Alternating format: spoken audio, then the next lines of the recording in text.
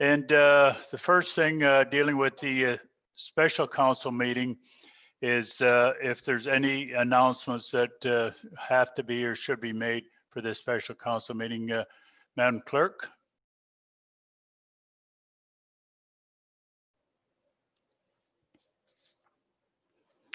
Thank you, Your Worship.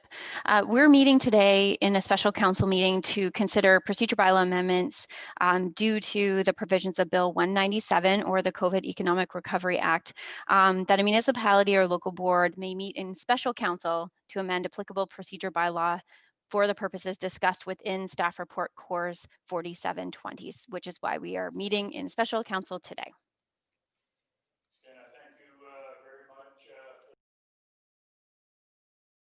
We're in the large committee room here at the town hall conducting this council meeting, and of course social distancing is in place here with myself, the clerk, and the CEO. So we're underway. So members of council, are there any disclosures dealing with this special council meeting by any member of council?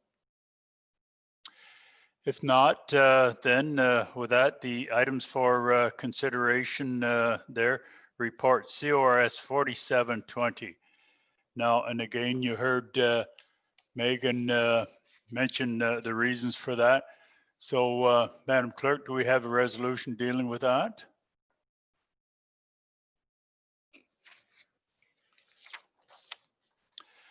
I have a resolution moved by Councillor Chandler and seconded by Councillor Cluett, and be it resolved that the necessary bylaw to amend town's procedure bylaw included on the August 24, 2020 special council meeting agenda be approved. Now, are there any questions with regards to this report and or this resolution?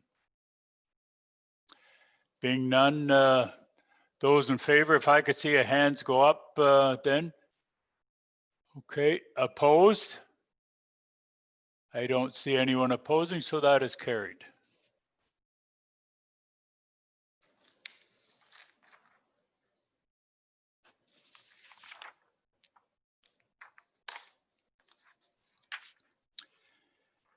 I have a resolution moved by Councillor Best and seconded by Councillor Tesser-Dirksen. Be it resolved that bylaw number 64 2020 and 65 2020 be read, passed, and numbered, and that the mayor and the town clerk be authorized to sign the said bylaws, seal them with the seal of the corporation, and that they be engrossed in the bylaw book.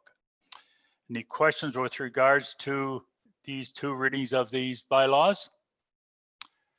Being none, I will assume that it's passed unless I see a hand go up in opposition. It might be quicker that way. So anyone opposed? No one opposed, so that's carried.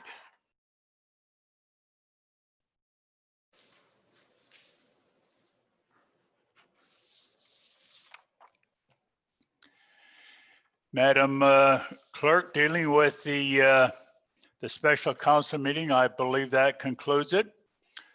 So the special council meeting is now adjourned. Members of council, ladies and gentlemen, thank you very much.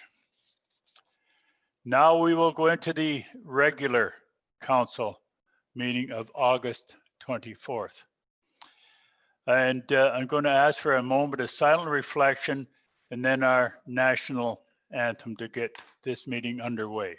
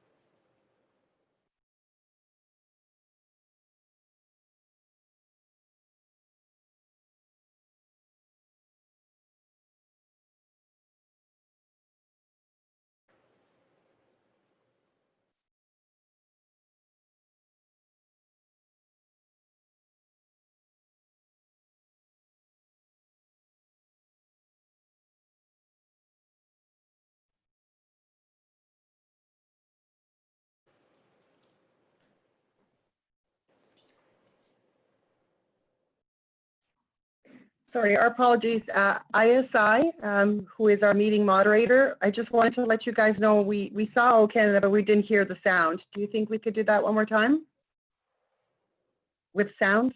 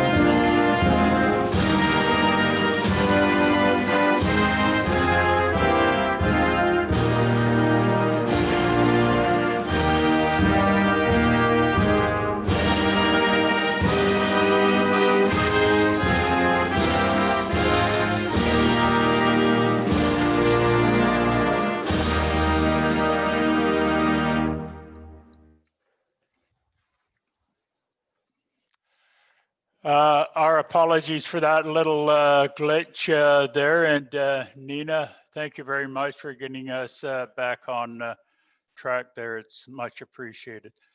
Madam Clerk, with regards to agenda announcements and or amendments. Madam Clerk.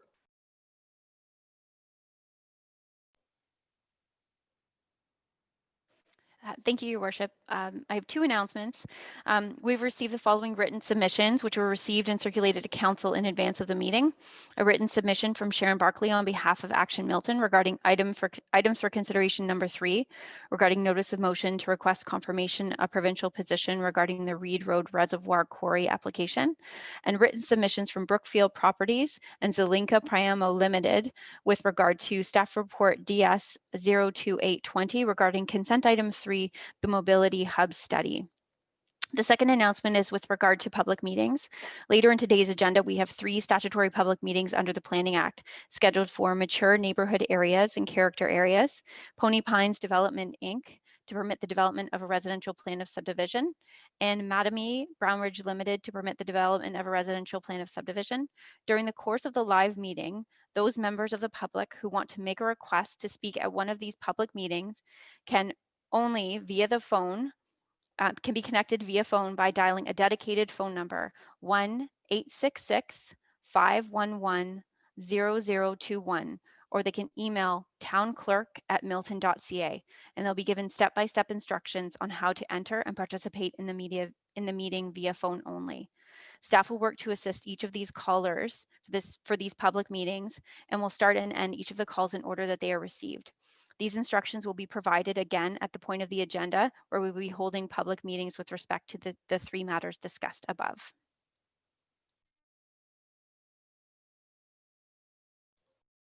Thank you very much, Madam Clerk. Members of Council, are there any clarification that any member of Council may wish with regards to those agenda announcements and or those amendments? Any clarification needed? Okay, we will proceed then. Is any member of Council any disclosures that he or she wish and has to make? I'm not seeing any disclosures, so I thank you, Madam Clerk, if you'd record that as such. Madam Clerk.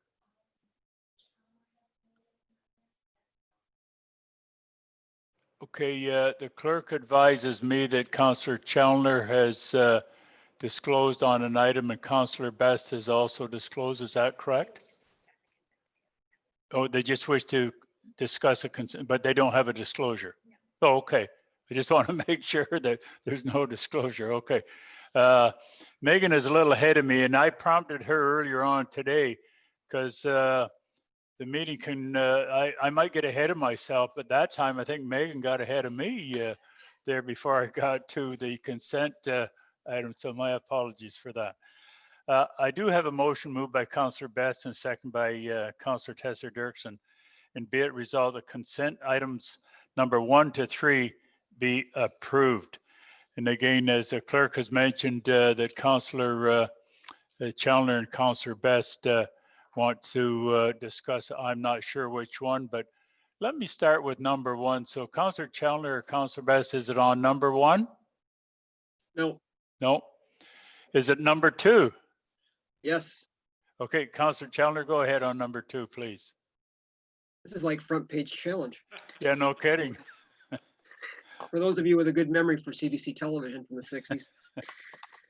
Anyway, Your Worship, it has to do with the item Macaulay Shalomi Housen Limited with respect to additional $58,000 expenditure.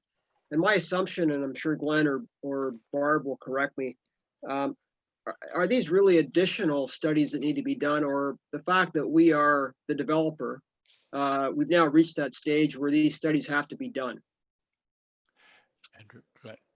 I think I'm just going to cue from a CEO, and I think Glenn would be the most appropriate one on this one. Glenn, if you would, please.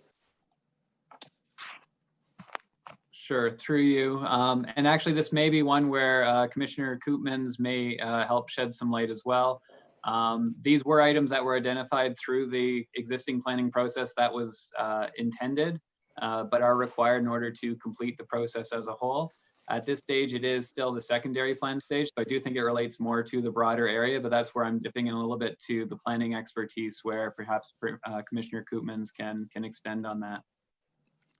Barb, if you would, please. Certainly, through you, Your Worship. These are new studies that are required in accordance with a Regional Plan Amendment 38. When the region adopted ROPA 38, there were expanded requirements for secondary plans. So this is one of them, and these are required studies. Councillor Challoner. That's what I thought. Thank you. Is there anything further by any member of council on item number 2? Thank you, Councillor Best. I know it's number 3 for you. Number 3 for me as well, Your Worship. Okay, thank you. I defer to Councillor Challoner since he's the ward councillor. Councillor Challoner. Thank you, and thank you, Councillor Best. I've got a few questions. I guess the first thing is, this is a pretty important study, and I'm a bit surprised that it falls under consent. You know, I would think that this would be the kind of study that would be presented to council in full and you know, allow a more fulsome conversation, but we'll have it. It's been pulled out of consent, but I am kind of surprised by that. I'll say that it's an excellent piece of work by town staff, Jill and the rest of the team, and I thank you for that. I've got a number of questions, Your Worship, and Colin, so be patient. There's probably a half a dozen. I guess the first thing is, you know, the importance of an expanded GO train service in terms of the life of this development. You know, pre-COVID, we were at capacity in terms of GO train service from Union Station to Milton. Fact is, no surprise, we need another track. So unlike the Trafalgar plan that we discussed a year ago, is this plan really dependent upon an investment by Metrolinx and an agreement with CP? Because it seems to me, Your Worship, that you know, unless we had an issue with housing availability, it seems unlikely that people would want to live around the GO train station if there wasn't service to support the requirement.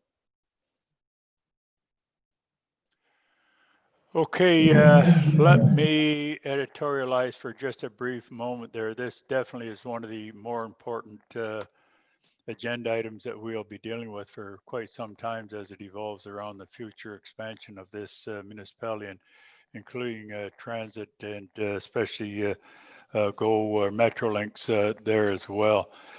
And now, Ms. Koopmans, I know you're the author of this report, and the question is, this maybe could have or should have been an agenda item instead of a consent item, and addressing Councillor Chandler's, I guess, questioning and or concerns, and maybe you could just add a little clarity to this before I get to Councillor Best and Councillor Hamid, who's questioning it as well. So Ms. Koopmans? Certainly, Your Worship. Through you to the councillors, this is posted as a consent item because we wanted to table the report. It's quite a substantive report. As you can see from the recommendation, staff will be coming back with a policy directions report, which will actually have more meat to it rather than just being provided for information. This was really to give council the benefit of having a very detailed report well in advance of having to actually have more meaningful discussion on it. Councillor Chandler? Thank you. I appreciate the explanation. So Barb, my question with respect to GO Transit service, an expanded service, how critical is the work that Metrolinx is attempting to do with CP to the future of this development? Again, through you, Your Worship, there are many policy layers that apply to this area. As council may recall, it's part of our urban growth center, as well as being part of the major transit station area, both of which, coming out of provincial policy, have requirements for a number of population numbers, residents and jobs per hectare. So we are at 200 people and jobs per hectare in this area per the growth plan. This study provides us with some context and certainly the density and additional population and jobs would benefit from stronger GO service, but we can capitalize on what's there. And as more people move into the area and avail themselves of GO service, we are continuing to work with Metrolinx to improve service. And it's a bit of an iterative kind of a concept. Metrolinx was sitting on the TAC committee for this study and is well aware of what the town is required to plan for and is planning for, and has been our partner in the development of this. So hopefully that translates in the shorter term to additional services. Have they given you any sense of how their discussions are progressing with respect to CP and additional support, track support to get additional service here? Through you, Your Worship, it's not really a matter I can discuss at this point. I know that they are working towards improvements and are working with town staff as well in terms of GO station improvements, but there's nothing specific I can report out on at this point. Your Worship, my second question is around the commentary with respect to Ontario Street, Thompson Road, and Main Street East. And there's a number of initiatives that are proposed for those arterial roads. Ontario Street is identified as a core arterial road through the community. And what concerns me is, while I agree with what is being said about Ontario Street, I'm less sure about what we're planning for Thompson and Main. And I hope that we're continuing to look at them as 4-lane thoroughfares with a turning lane in future. There may be some additional things that are added to those streets in the way of paths or transit stops. But I didn't get a clear sense of where Thompson and Main sit with the movement of traffic through the community. They're pretty important today. Through you, Your Worship, as we continue with developing secondary plans for the area and updating the planning documents that are there, we can certainly look at the function of those roadways and their evolution as the community evolves. This will be a much longer term build out and concept for this area. So development will be incremental, and we will consider or continue to consider the evolution of those roads. Your Worship, yes, thank you, Your Worship. There's an important commentary around escarpment views, and that's been an important aspect of planning in our community since day one. Yet, you know, we're doing things right now with respect to Bronte Street and perhaps other places that I'm not aware of, where in fact we're not going to provide the public view to the escarpment that we talk about in this document. So what is staff's thinking in terms of public views of the escarpment versus the kind of interim planning that we're undertaking right now on the west side of the community? Through you, Your Worship, what we are looking at in terms of views of the escarpment are key view corridors from different perspectives. In the current policy regime, it will not be possible to maintain a panoramic view of the escarpment. I know urban design staff have looked very carefully at where key views and view sheds should be and where they can be protected. If council will recall, some time ago, David Twigg, one of our senior planners who specializes in urban design, provided an overview of urban design guidelines for the community and talked about view planes and corridors and the kinds of elements that we will be looking at as we advance secondary planning. And we will, look at key views of the escarpment, but it will not be an absolute panoramic view across the board of the escarpment. Well, then I think that we need to probably change the language in this document, because it's providing a perspective that, by what you've just said, isn't consistent. That's concerning. And as you know, I'm a little bit disappointed with where we're going in terms of the west side of the community. Building heights are not specifically identified in this document. It's pretty clear with the density requirements that have been identified in the document that they're going to be more than 4 stories high or more than 8.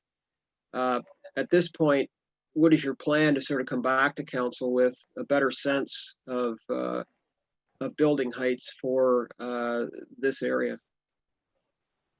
Through you, Your Worship, when staff comes back with the policy directions report, there'll be more detail. And when we have a draft amendment, which will be required for a public meeting, there will be specific heights and heights discussed in the report and in the amending documents.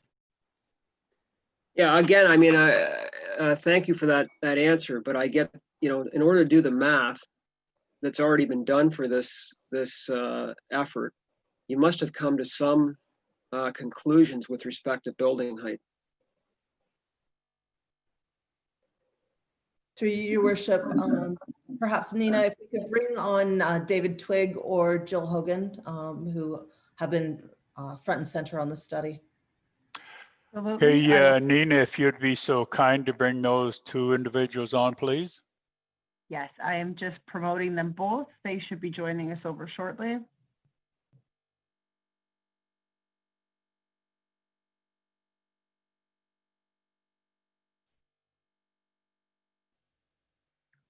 Okay, see they have both made their way over. They can just turn on their sound and video. They will join us shortly.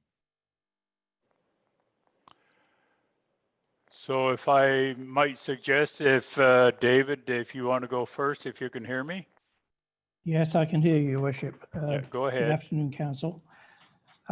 Yes, so I understand the question was about building heights and what the kind of direction of the study is in relation to building heights. So as Councillor Challoner indicated, there's what level of scale and density of building is required in order to meet the density targets that are proposed within this area. But that doesn't necessarily translate into a specific height or a height cap.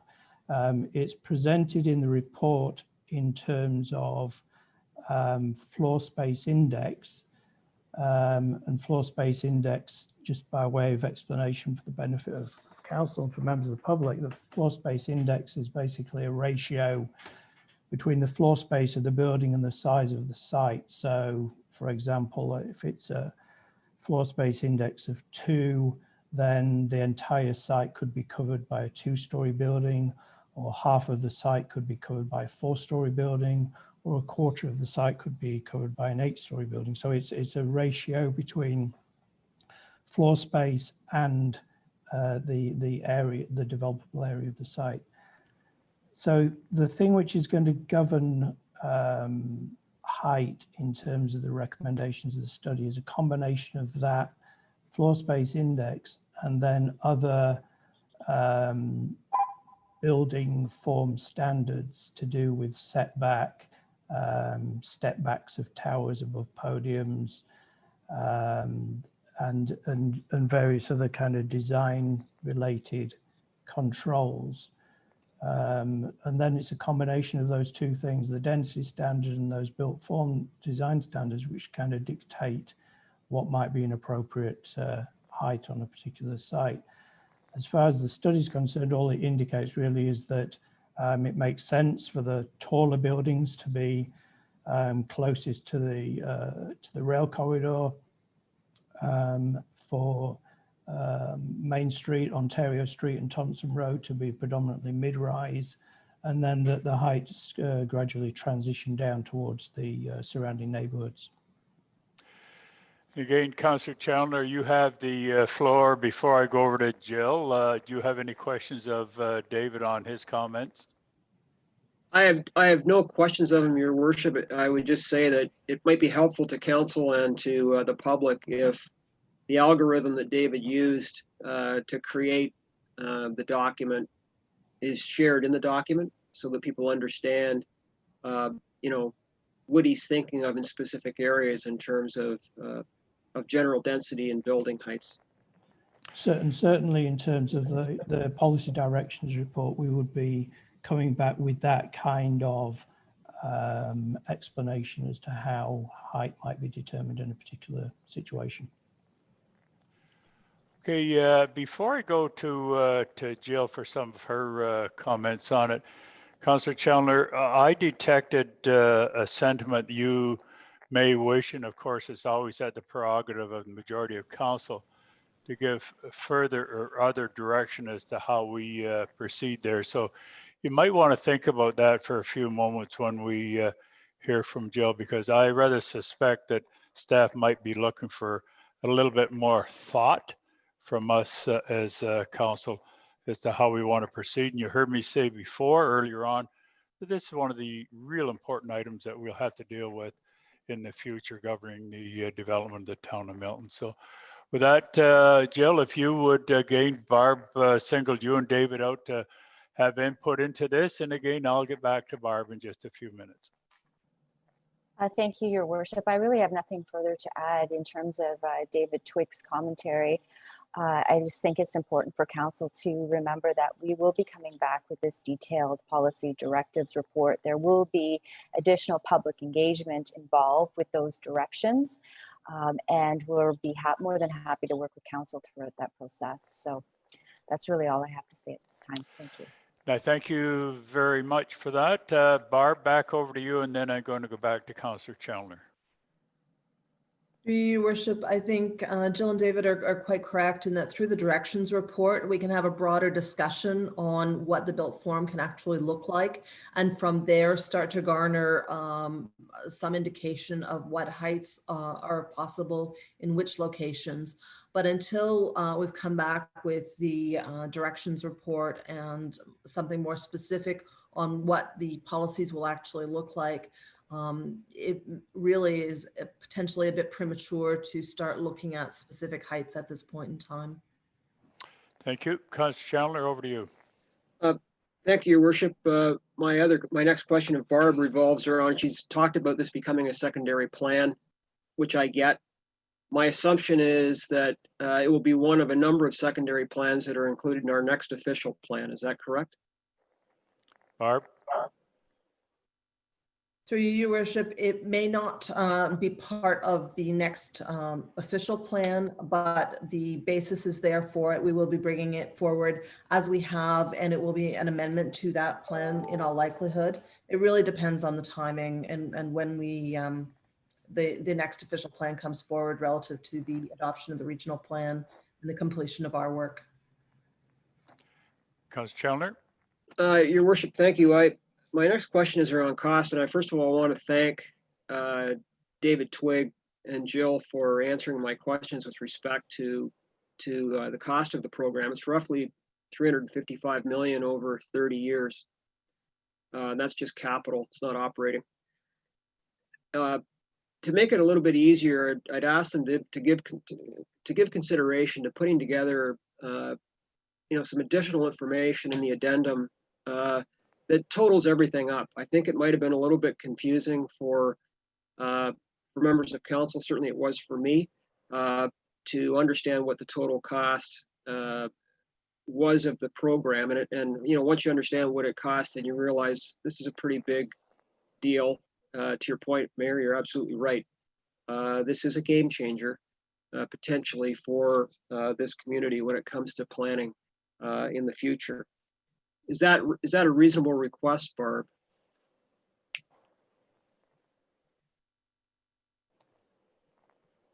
Through you, Your Worship, I think we can continue to work with corporate services staff.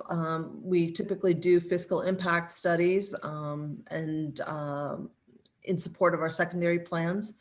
So I think we can continue to work with corporate services staff to determine sort of a better indication of costing. Certainly any cost or any town expense is subject to capital budget, and we look at the works that we specifically need to phase in to support development. Chandler. Your worship, my last question, and Colin will be happy to hear that, revolves around what I call a silhouette. And what I'm referring to is, when you look at the scape of the community. So, when you come on to various communities around the world, you get a sense of how they're constructed. And typically the city center is in the middle of these communities. And so the silhouette is higher in the middle and smaller as you head towards the edge of the city. It kind of looks like an inverted bowl. And our challenge is right now, as everybody here knows, is what's happening with downtown Milton and what can happen with downtown Milton. And I'm wondering if staff have put any thought, especially now that we're working on an official plan program, as to what our community silhouette is going to look like in 30 or 40 years. Because the reality is, if we can't build downtown because of the floodplain, potentially when you look at this project, it starts at Main and Ontario and goes to Thompson Road. This could become our downtown. It may supplant what we see as our downtown today because we just can't grow there as a community. Is that kind of the thinking of town staff in terms of this could be our plan B? Barb, that's a rather interesting question.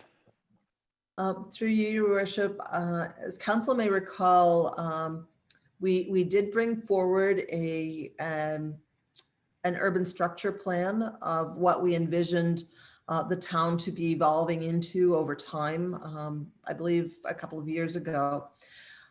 Some of those decisions have been made for us in that we have provincial designations of an urban growth center and a major transit station area that are located in this. However, even prior to that, through the 1997 official plan, council did extend the central business district to take it out to Thompson Road.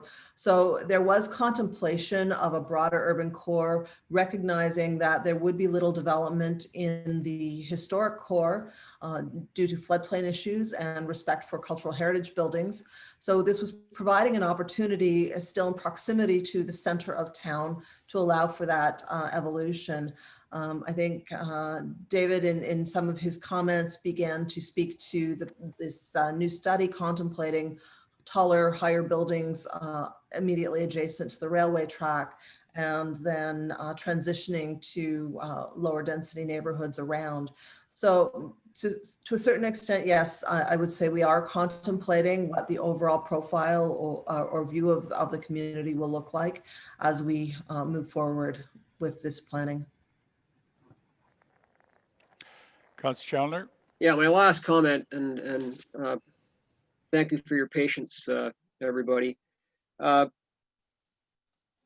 going to mention a name, Your Worship, that you and Councillor Best will know. I'm not sure anybody else will, but the town had a chief planner back in the day by the name of Bob Zadani. And Bob wrote a report in 1989 that was kind of groundbreaking for that time potentially, and some of the things that he advised and council followed his direction, kind of developed the 97 official plan, but also you see some of it reflected in the work that David and Jill and Barb have done here, where Bob specifically said that the north side of Main Street East just really didn't work out as well as council and staff had hoped it would when it was developed in the 1970s. As Colin and Your Worship will recall, there was a lot of buildings that were temporary along that stretch. And he really felt that was poor planning, and really felt that it had to change. We had to look at more commercial development, perhaps with some residential components. And when you look at this plan, it is saying, somewhat the same thing. And so I am, despite the questions, you might think otherwise, but I do agree in principle with what is proposed here. I am very concerned about our current GO train constraints, which I think would drive a lot of activity in certain parts of this proposed development. But there are other parts of the development, as I mentioned, Main Street North, that need this kind of rethinking. And this, I think, really crystallizes it. And I look forward to future discussion. And thanks again for your patience, Your Worship. Yeah. Well, thank you, John. And again, members of council heard me earlier on there that this is going to be an important document coming forward. Now, with Councillor Chandler, and again, you still have the floor, and I go back to, and I'm only going to assume without direction from majority of council, and I'm only going to assume on some of the stuff that that senior staff have already heard and already been suggested to follow through, that will happen without a council resolution. And Barb or our CEO or someone can confirm that in just a short while, because I'm not keeping track of every point that was made, Councillor Chandler, by you, but there's several good points that were made, and I just want to make sure that a lot of them were followed up on. So I'm just going to assume that that's going to happen when this comes forward. I'm looking at the CEO, and he's nodding that will happen. One of the other things that, and I know I have Councillor Best, Councillor Hamid, and Councillor Ali, and in that order, this is important. But I'd also remind my colleagues that we have delegations, and usually in consent items, they're usually pretty quick. So I just want all of us to remind that we do have several delegations that's waiting, as I call it, in the chat room. So with that, not to cut this short, it's really, really important. Councillor Best. Thank you. With that admonishment, Your Worship, basically my questions have already been asked by Councillor Chandler, and I agree with his concerns. My main comment, similar to his, is let's get ahead of things. You only have to look at the downtown Burlington Mobility Hub to see what happened there, which basically is a disaster. The developers got ahead of the planning, and the former council, found out to the hard way how not to do things. I have two requests to staff. One of them is to include the two ministries involved in the area, the Ministry of Infrastructure, Ministry of Education, because we have the Allendale property involved in this area, which we hope to have some federal and provincial dollars for long-term care, and also the Ministry of Education with eventually something happening to Drury, because I agree with Councillor Chandler's comments. We have to look at an overall plan for Ontario Street, not just a small portion. One small request as well, I noted in the documents about the pedestrian accessibility. I don't see any accessibility from Childs Drive, and ask that staff look at some options to improve accessibility, because a lot of people would say that if they could walk to the GO station or to the new commercial areas along Nipissing, it'd be a great benefit rather than having to use Ontario and Thompson Road. And one other point as well, as the mayor and Councillor Challoner know, the 401 Industrial Park was planned first and took 30 years to develop. This area is going to be the same. Let's be ahead of it, because I've seen the companies out there doing soil tests on both sides of Main Street. So it's coming. So let's be ready for it. That's all. Again, Councillor Best, thank you very much. And again, all this is being recorded and will be replayed and followed up on some of those comments. Now, I should have, when Councillor Challoner was speaking there and with Metrolinx and the question of CP's involvement there. The CAO and I was on a conference call with Metrolinx as to what they're doing. And for the most part, it evolved around the expansion of some of the services in Halton. And I might say that the region of Halton was on that particular call. My recollection, Mr. CAO, there was very little, if anything, in that, I guess, roughly half hour that we were on that call with Metrolinx. I think that's going to be critical on moving forward as well. So your take on that, and I know you're on the call. Yeah, through you, Mr. Mayor, the specifics of that call were more as they re-add routes that were in existence back to the system. How quickly will they be able to do that in order to get service back up to city center, but not addressing new routes being added to what existed there pre-COVID. So this is just sort of how do they build back up the existing system that's in place, and their plans are to get to about a 50% capacity in the near future. So I think on that point, Councillor Challoner, that we have been talking about, and they and we are planning, for those 20, 30 years in the future with regards to transit in that particular area. So I just wanted to make mention. I know they haven't forgotten about it, but it's not in their immediate plans. I'm well aware of that. Councillor Hamid. Yes, thank you, Mr. Mayor. Most of my questions have been asked. Just have a couple of questions that do not need to be answered today, but I just want to make sure that as future reports come forward, we get response to those.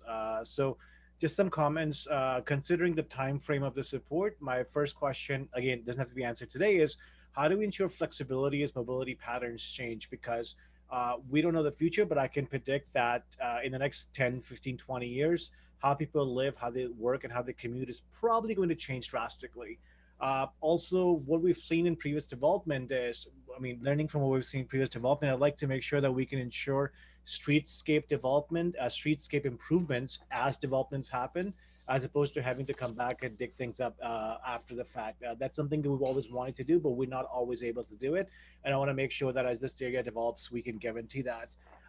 The third comment I had is in regards to affordable housing. That's been an issue for many, many years and has become significantly worse. So I'm not sure what tools we have available, but I'd like to make sure that we use every tool possible to guarantee a range of housing and not just housing in certain, either all affordable or all not affordable. So, range of housing. And finally, I'd like to see how we can monitor and guarantee that reality on the ground reflects our technical reports and plans, because Mr. Mayor and Council, we've seen often situations where our official plans and master plans desire one thing, and Councillor Best used the example of Burlington, but when individual developments come up, because councils have such little control over individual developments, the reality on the ground go the other way. So how do we ensure that reality on the ground actually reflects what we envision? How do we bring all the development community, retail developers, commercial developers, residential developers, how do we bring them on board as well?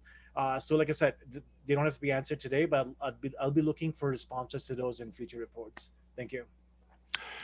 Those are critical points as well. So I will only assume that there will be updates as we move forward, because again, Councillor Hamid, you talk about the planning and it will change. Some of us are hesitant to change, and I'm well aware of that, but it is going to change. So as I said many, many times, I'd sooner be in charge of change instead of change being in charge of us. And if we're not careful, that's exactly what will happen. So we've been reasonably successful to date on that point. So Councillor Hamid, any further? Councillor Ali?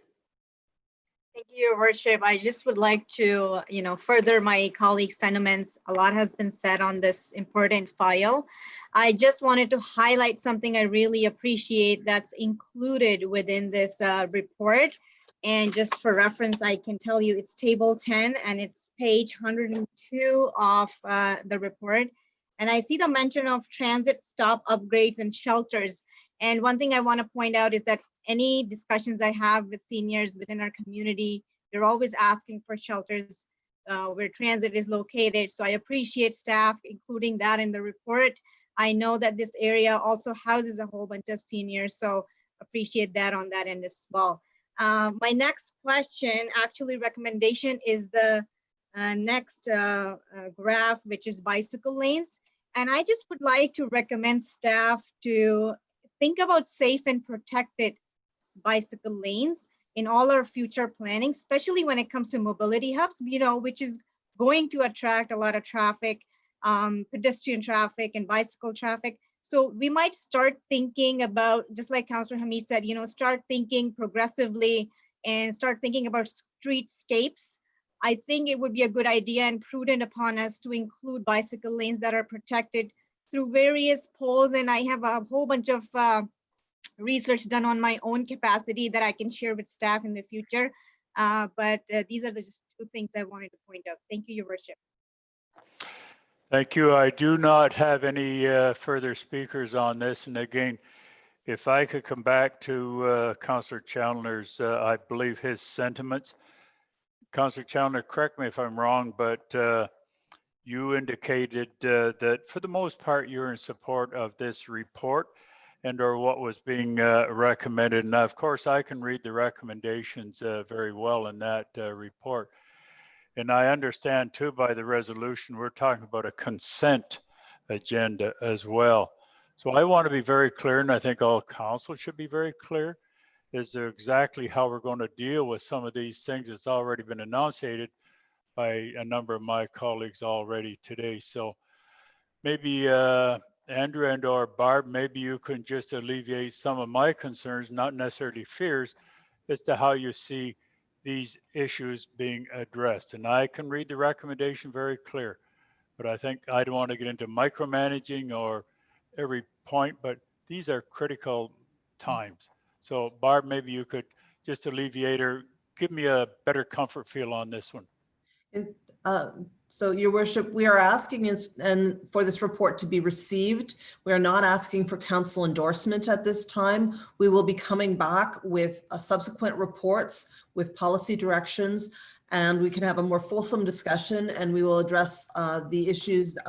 Staff have been taking notes as council's been speaking, and we will be responding to those in subsequent reports. But we are only asking for this to be received at this time. It is quite a fulsome report, and we did want council to have the benefit of more time than having that come forward with the recommendation report all in one evening.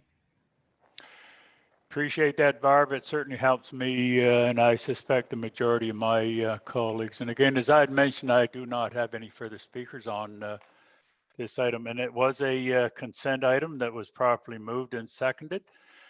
Unless I see a hand go up and it was to receive these three items, I will assume that majority is in favor of that unless I see a hand go up that's in opposition. So I don't see a hand going up in opposition, so that's carried. That's those three consent items.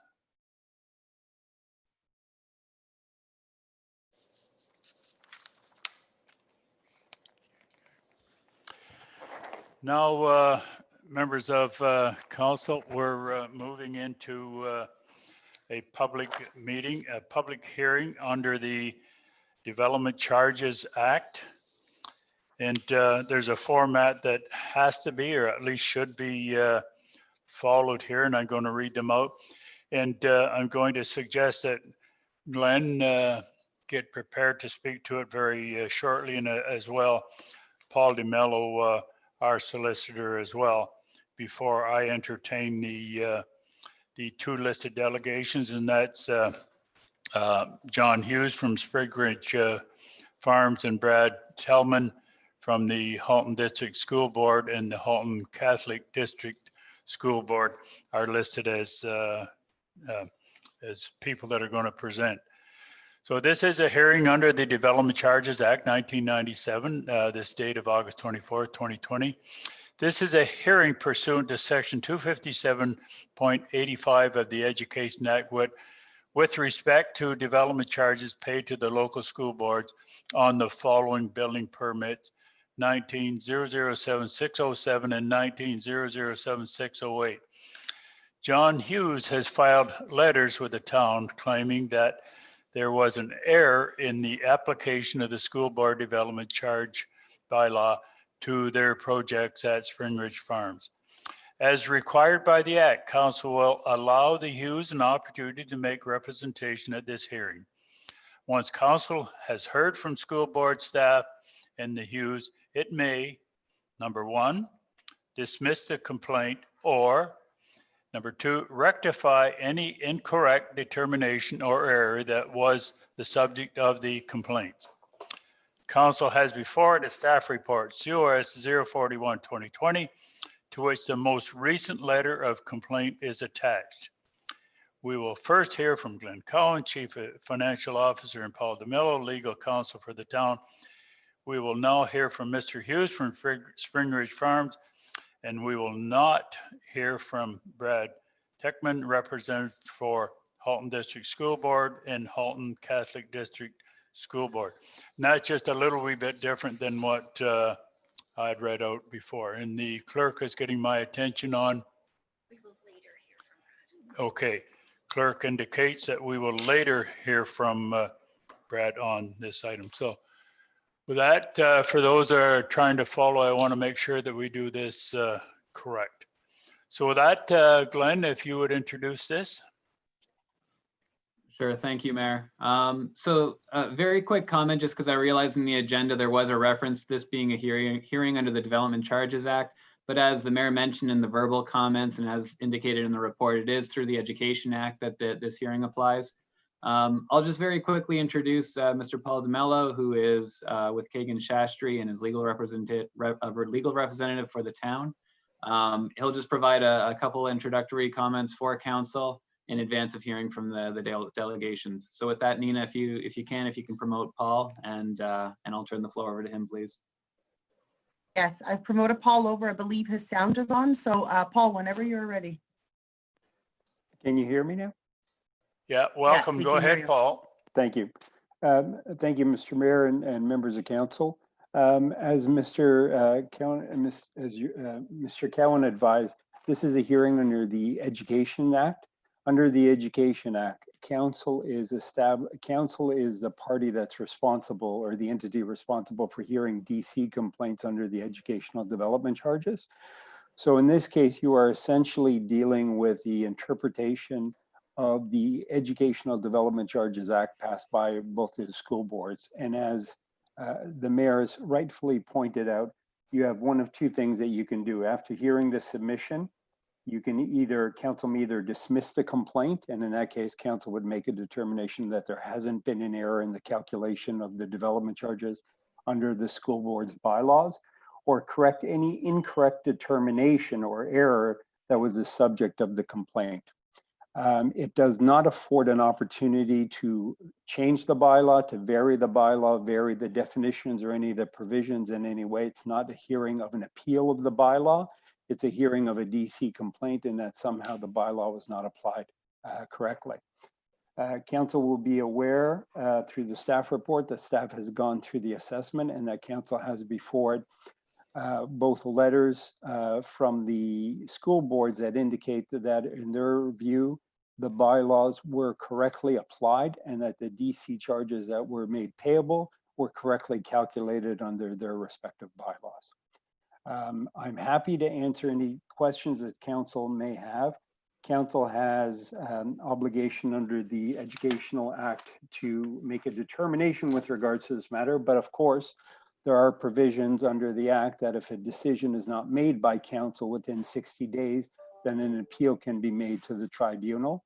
And I would also advise council that any decision which council makes can be appealed by any of the parties involved, which include the complainant and the school board, should they feel that the determination of council is not consistent with the provisions under the Act or with the interpretation of the bylaw.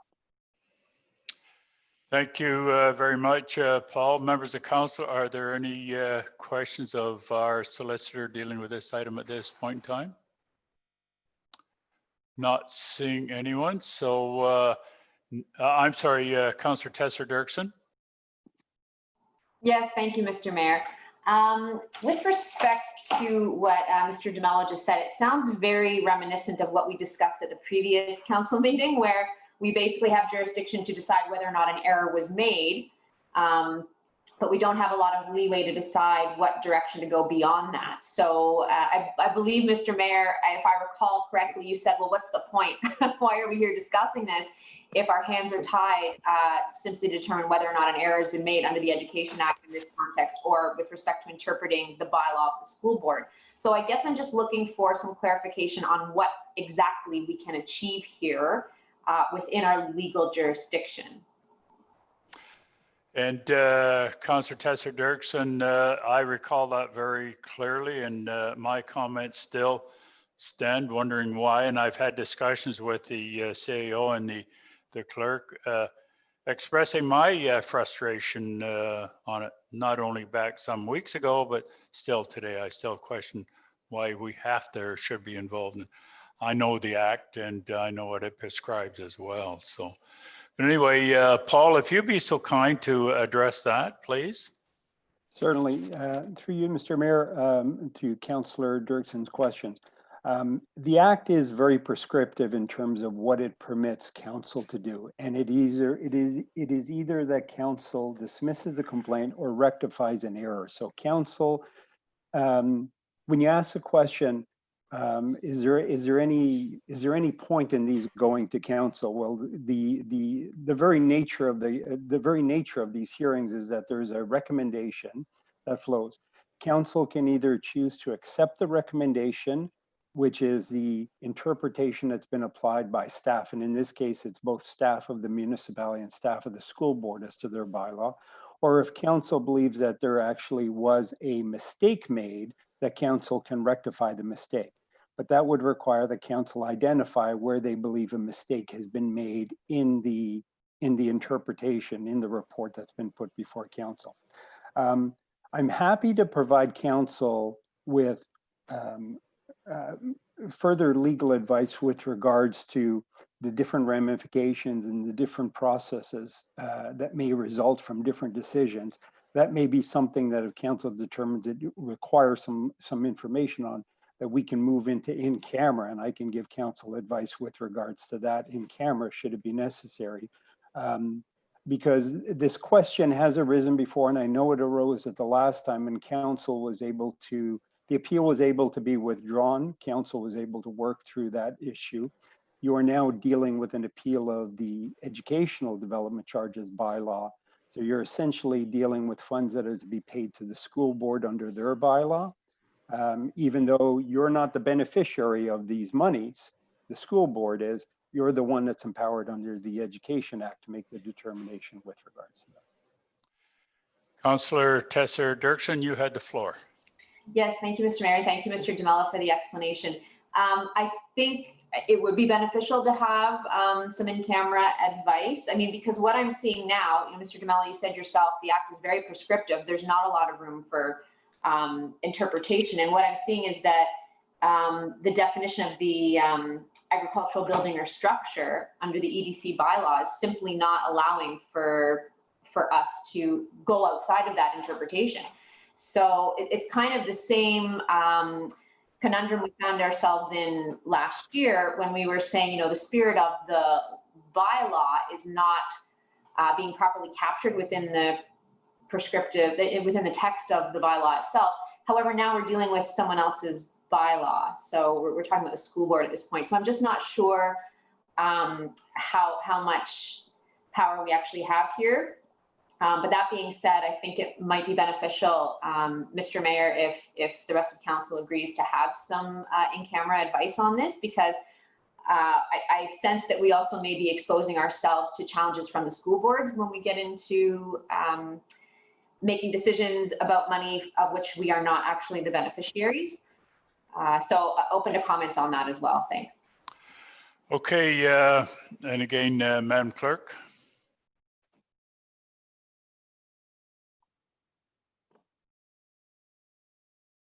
I think the clerk and I were just chatting there. I think it'd be wise if we heard from the delegation first. And again, Councillor Tesser-Dirksen, you might want to keep in mind, you might want to think about moving a motion to go into camera. Keeping in mind that we do have 3 public meetings under the Planning Act as well. So what I'm trying to avoid is a long drawn out in-camera session dealing with this. So I just caution us on that. Hopefully if we go in camera, it can be reasonably quick, keeping that in mind. But with that, Councillor Tesser-Dirksen, you still have the floor, and I don't have any further speakers before I go to Mr. or Mrs. Hughes. Councillor Tesser-Dirksen. Thanks, Mr. Mayor. Yeah, I definitely would like to hear from the other delegations. I'm wondering procedurally if it's possible for us to have an in-camera session after the public meetings have already been addressed. I had thought of that as well there too, and that might be the best way, but I'm looking for a bit of advice from our clerk on that. So would that, without breaking any rules and regulations, Madam Clerk, would that suffice at the end of the meeting?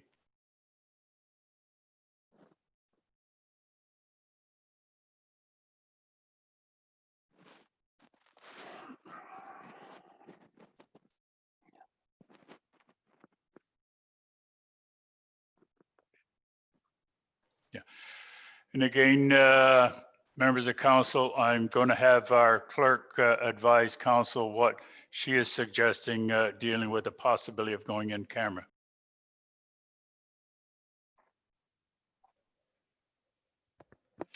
Thank you, Your Worship. So with respect to this hearing, we would just need to recess the hearing, and it could be resumed later on in today's meeting after the confidential session if council so chooses to pass that motion. And of course, that would be at the end of the total meeting then. So it would still be open under the Public Hearing Act, correct? Yeah. Okay. So with that in mind, Councillor Tesser-Dirksen, you might want to think about that as we hear from Mr. and or Mrs. Hughes. So Nina, if you'd be so kind to bring on the Hughes, please. Yes, so Mr. and Mrs. Hughes, we're having a little bit of trouble connecting. So what we're going to do is we're actually going to call them on the fly here. So if you bear with us, we are going to call their phone number and invite them to our meeting. Just 1 second. Thank you.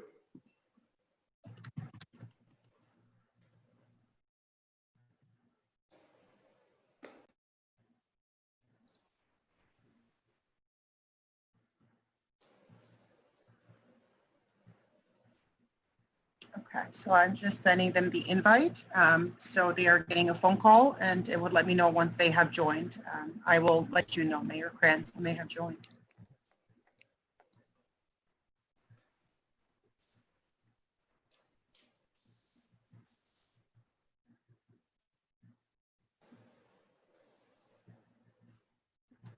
It is ringing.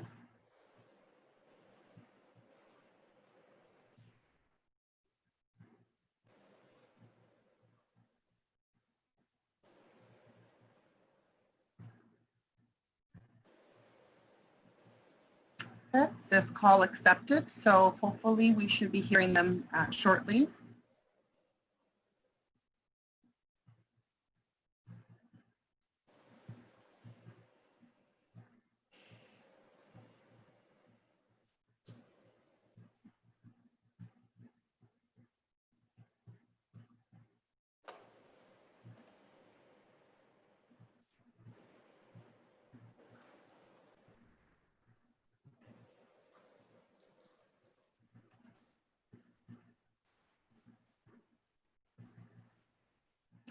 Okay, so that seems not to have worked out. I believe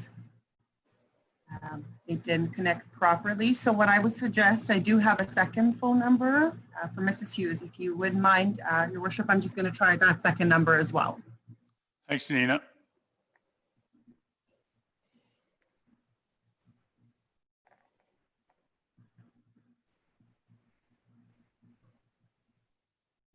Okay, so now it is calling the second cell phone number. I will let you know if they pick up.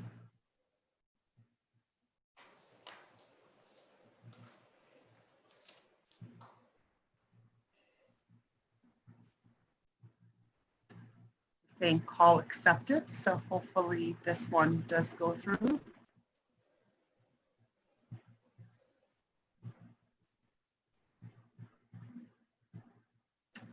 And that one did not go through either. So Your Worship, if that's okay, and of course over to the clerk, perhaps if you would mind, we can move on to the Halton District School Board delegate, and our staff in the back end can call Mr. and Mrs. Hughes again. We can try one more time after that delegation. Nina, thank you very much. And again, Madam Clerk, is that appropriate then if we hear from the representative from the school board then? Very good. Thank you. Then Nina, if you'd be so kind to bring on Brad Techman from the Halton District School Board and the Halton Catholic District School Board. Nina, if you'd be so kind, please. Oh, there he is. He's joined us. Hello. Brad? Yes, Mr. Yeah. Mayor. Can you hear me? Yes, fine. Thank you. Please proceed. Go ahead. Thank you, sir. And good evening. And thank you for this opportunity to address council. My name is Brad Teichman. I'm a lawyer in Toronto. I represent the two school boards, the Halton District School Board and the Halton Catholic District School Board. Mr. Mayor, at the outset, you set out the two building permit numbers that are the subject of this complaint by Spring Ridge Farms. I would just like to point out, I think there were 11 other building permits issued to Spring Ridge Farm for which the school board did not charge education development charges. So it's only these two where the two school boards are of the view that EDCs, education development charges, are warranted and payable. It's our information that the two building permits relate to additions to the main building at this property. One is a lean-to on the south side of the building, and the other is an enclosed addition on the north side of the main building. The information we have is the additions are going to be used or are already used as a gift shop and cafe or something along those lines. I'd just like to point out, I know that the town and the region resolved their complaints with Spring Ridge Farms. I think the town developed a rebate program. Unfortunately, the school board does not have the legislative authority to engage in that type of process or program, so we can't settle on that basis.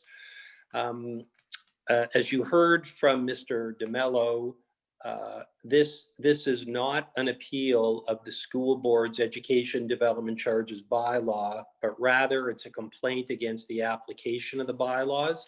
So if you find at the end of the day, after hearing from me and from hearing from the complainants, that the board's bylaws were properly applied, then town council has its obligation, I say this respectfully, is to confirm the charge and dismiss the complaint.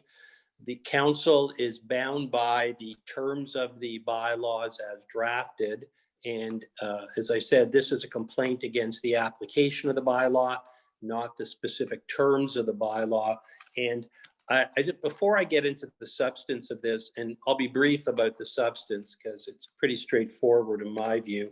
I know that one of the councillors asked for in-camera legal advice on what council's authority and just how broad that is, its jurisdiction is in the context of these complaints. And I don't say this disrespectfully. I would just have a concern if council received legal advice in camera and relied on that legal advice and coming to its decision, because the problem is I won't have an opportunity to hear that advice. And although I know Mr. DeMello, we've worked together before, he's a knowledgeable lawyer, he's a smart guy, and he knows what he's doing. I might not agree with the advice he gives, yet I won't to counsel, yet I won't hear that. So I won't have an opportunity to respond because I might have a different view. Maybe I won't. So I don't make the rules around here. And if a council thinks it's appropriate to go in camera to hear legal advice, I just pointing out the concern I have with that being done. So the substance is the board's education development charge bylaws. The bylaws of the two school boards are identical in all material respects. They exempt from the payment of EDCs agricultural uses, but only so agricultural uses that are undertaken by legitimate farming operations are exempt from the payment of EDCs. But there's an exception to that exemption. The exception is the exemption for agricultural uses does not extend to buildings or structures that are used for commercial, industrial, or institutional uses. The exemption does not extend to development for retail or commercial purposes. My understanding of the operation of Spring Ridge Farms is that it's agro-tourism. So it brings in visitors to observe and sort of enjoy the outdoors and agricultural activities, but it's not the type of farming operation that is exempted under the terms of the board's bylaw. I don't know if members of council have my letters that I sent to the town in November of 2013. And I won't read the definition, but on the second page of my letter, the definition of agricultural uses is set out. So in this case, we understand that the two building permits in question are for additions, and those additions are going to be used for a cafe or gift shop, which are retail uses that would not fall within the definition of agricultural uses and therefore are not exempt. So the exemptions don't apply in this case for two reasons, based on my understanding that these are for the cafe and gift shop use. Those aren't the agricultural uses that are exempt, as well as this is agro-tourism, which is sort of a commercial use, which is different than the agricultural uses exempted under the bylaws. So based on that, it's my respectful submission that the bylaws were applied correctly to the facts in this case. And as a result of that, I also respectfully submit to council that it ought to dismiss the complaint and confirm the charges. And I can tell members of council, I won't go into the specific numbers, but for the two complaints in question, the education development charges for the two boards total $3,579.60. So based on the facts and the application of the board's bylaws to those facts, these building permits and the development undertaken under them don't qualify for the exemption, are therefore subject to the charge. There was no mistake in the application of the bylaws, and it's only if council finds there was a mistake does it have the authority to make a change to the EDCs imposed by the school boards. Those are my submissions, sir. Thank you very much. And I thank, questions? Yeah, I thank you very much, sir. Members of council, to the solicitor for the school boards, is there any questions of Mr. Tillman? Councillor Tesser-Dirksen. Go ahead. Thank you, Mr. Mayor. Thank you, Mr. Teichman. I did read your letter, and I guess where the confusion, well, on my part is arising is how we're defining those agricultural uses.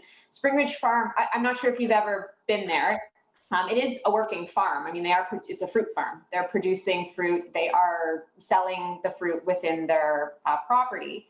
So the parts of the building which you're saying the exemption does not apply to are the cafe, where they're actually selling produce that's grown on the farm. So I'm not sure if there's an ability to apply a mixed retail and agricultural purpose, or, I mean, I know we can exempt the parts of the structure which are used for agricultural purpose, and then it wouldn't apply to the parts that are used for the retail.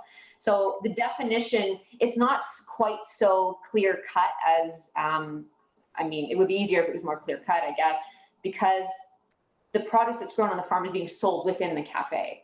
So I'm just wondering if you could speak a little bit to how that definition might be kind of mapped onto this particular scenario. And if we do map it on in that way, would the exemption not apply still, being that the produce is grown on the farm? Yeah. Go ahead, sir. Okay, thank you. I understand what you're saying, and it's sometimes it's difficult to apply the agricultural exemption, but to look at it another way, it deals more with the process of growing the crops rather than selling them on a retail basis. So if they grow apples on the farm, but then they set up a store where they sell the apples or sell apple pies, the latter part, the buildings used for the retail sales would not be exempt. The portion, the areas used for growing the crops would obviously be exempt. But for example, buildings where they store agricultural equipment, tractors, those types of harvesters, those types of machines, plows, all those would be exempt because they're used for the active part of agriculture. And that's what the exemption in the bylaws is directed to. But the aspect of the business where the product is sold to the public, that is not exempt, especially in this case where it's a retail sale to members of the public. So, and again, like the cafe, I've seen pictures of it. It looks like, there's tables and chairs where people can sit. And so I hope that's responsive to your question. But it's our view that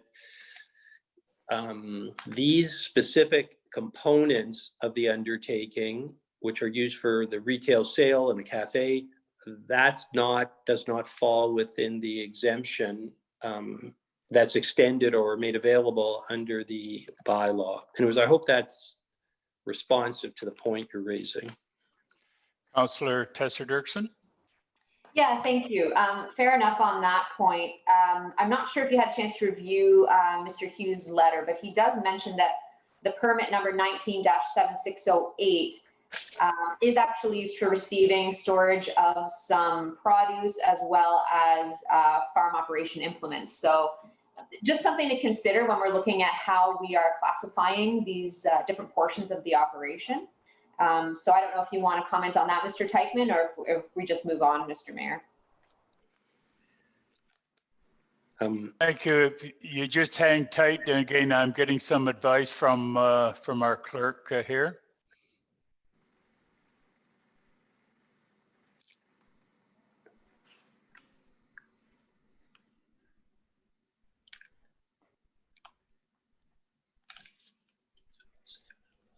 Thank you very much. The information that the clerk just shared with me, that the Hughes are fine. They don't have to be or don't want to be heard. I guess they've reached out to the appropriate staff, and I am of the opinion that they've also spoken to some members of council.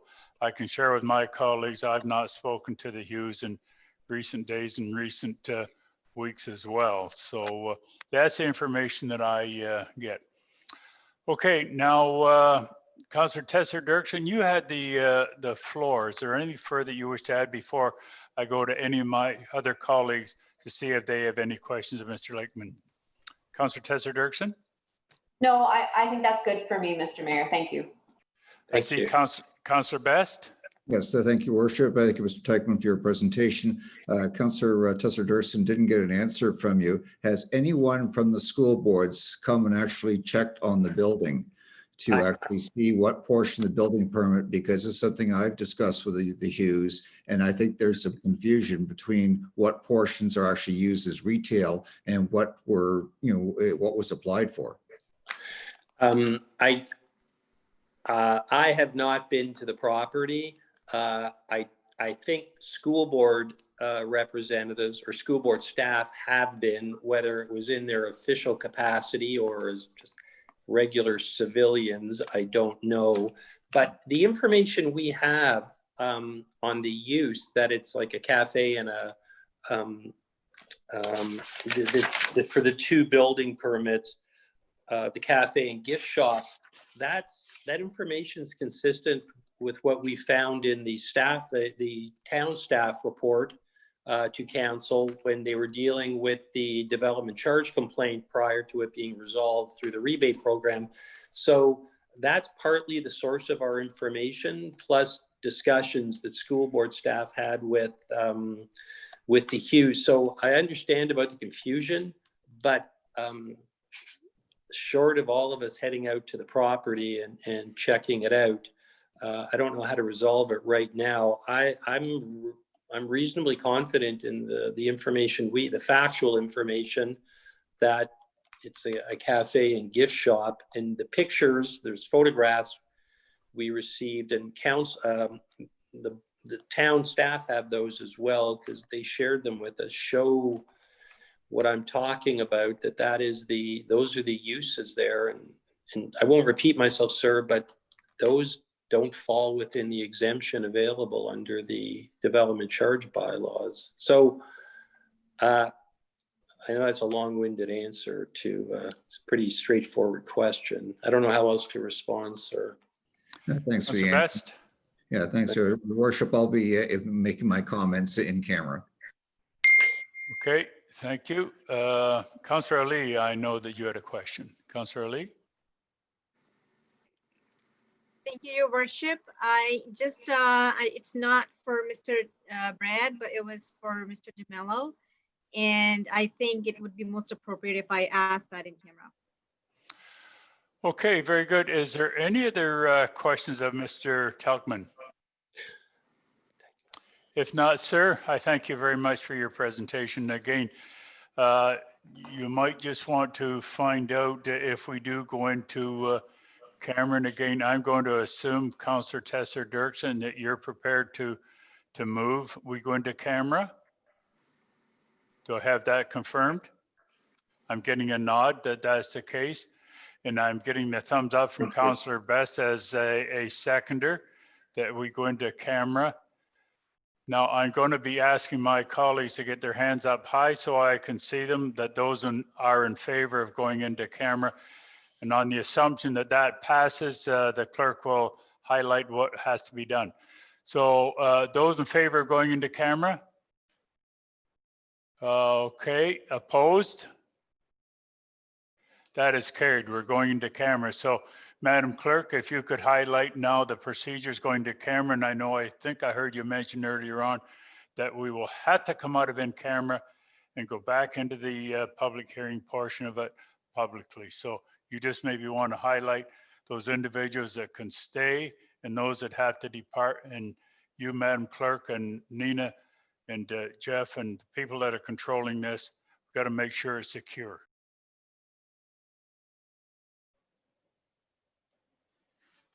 Okay, thank you, Your Worship. So from the direction from council, it looks as though we're looking to go into confidential session now as opposed to after the public meetings or at a later time. Okay, so at this point, that is something we can do later in the meeting. I think at this point where we are within the public hearing is that if we could get a mover and a seconder to recess the hearing at this point, so that we can have this item discussed later on in confidential session, and then we can resume the hearing following coming out of confidential session. Okay, I guess I should have been a little bit clearer. Councillor Tesser Dirksen, was it your intent to go into camera now or at the end? I guess I should have had that clarified to start with. I think, Mr. Mayor, just respecting the time of the other delegates for the other items on the agenda, it might be wise to handle the confidential session at the end, if the rest of council is, willing to do that. Councillor Best, are you in favor of that? Yes, please. Okay, good.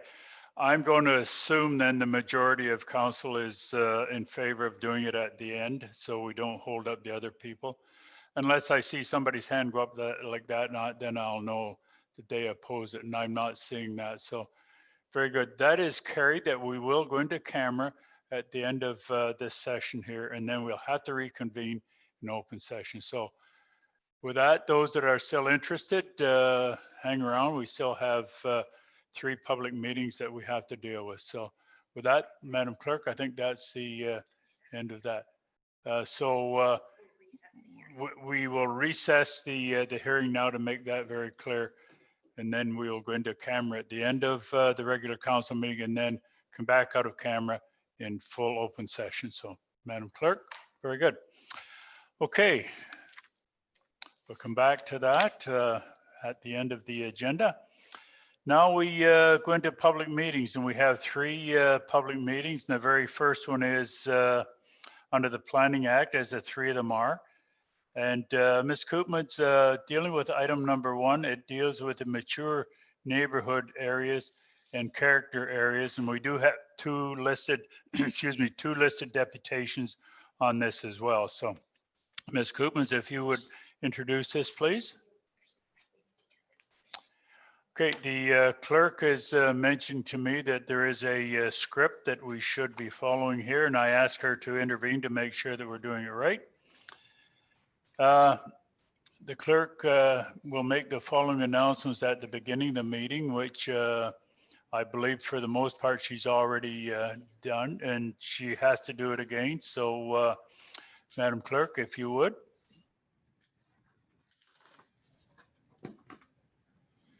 Thank you, Your Worship. As previously noted at the start of this council meeting, we do have the 3 statutory public meetings under the Planning Act today scheduled for the mature neighborhood areas and character areas, Pony Pines Development Inc., Mattamy Brownwidge Limited. So members of the public who wish to make a request to speak at one of these public meetings can dial in to the phone number 1-866-511-0021, or they can email townclerk@milton.ca, and they'll be given step-by-step instructions on how to participate via phone only, and staff will work to assist each of these callers for the public meetings, and we will start and end the calls in the order that they are received, and we will have some instructions posted on our screen shortly. And I thank you, Madam Clerk, for that. And again, I've asked the clerk to make sure that we do this right. And again, just in case I get ahead of myself, and there are 5-minute limits for speakers on all 3 of these items as well. And of course, the clerk will be monitoring that for me. With that, Ms. Koopmans, if you would, the first one.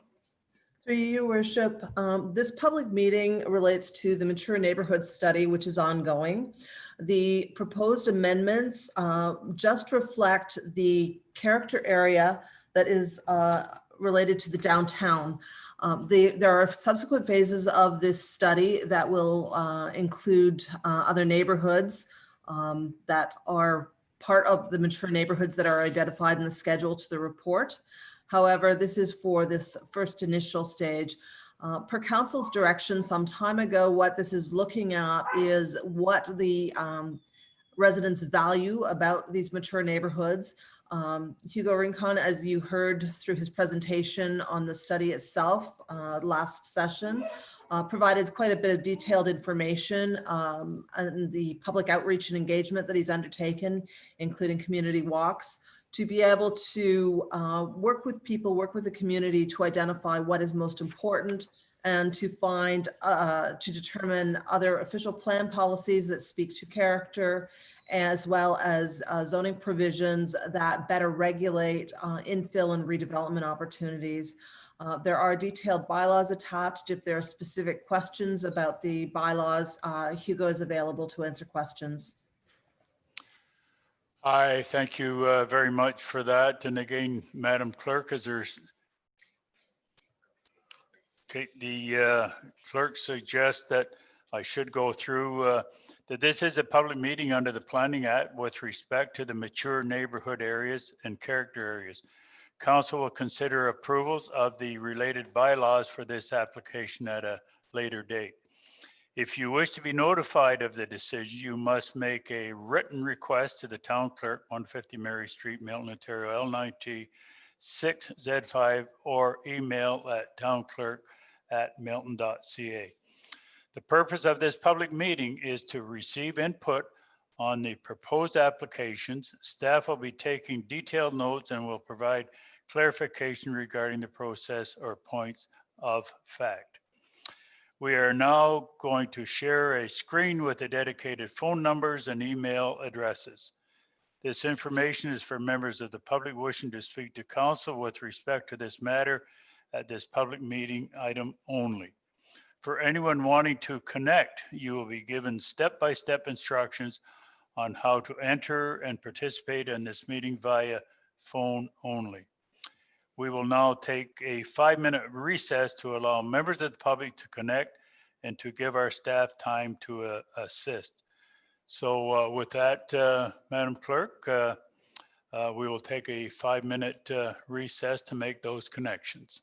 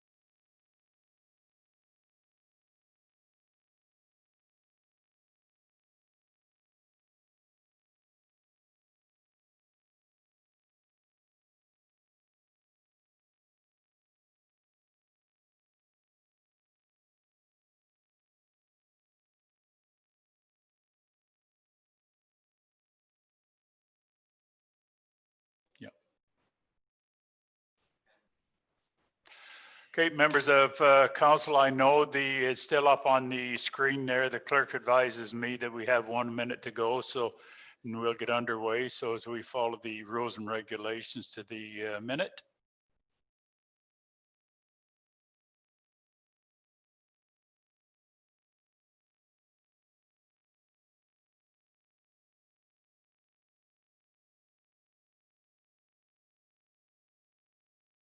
Are just the two listed delegations. So far, we're not getting anybody calling in, but in fairness to those people that might be out there waiting to get on, we will give them 5 minutes.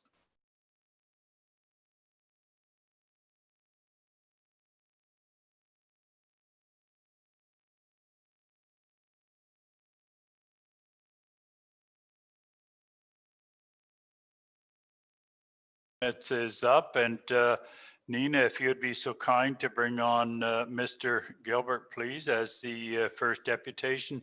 And the same rules apply to everybody. There's 5 minutes set aside, and once he starts, time will start as well and be monitored by the clerk. So, Mr. Gilbert, welcome, sir. I've just promoted him, Your Worship. He should be joining us shortly.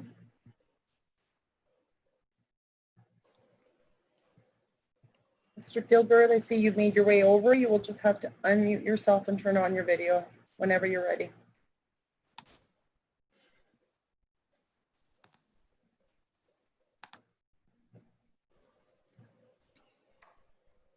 Okay.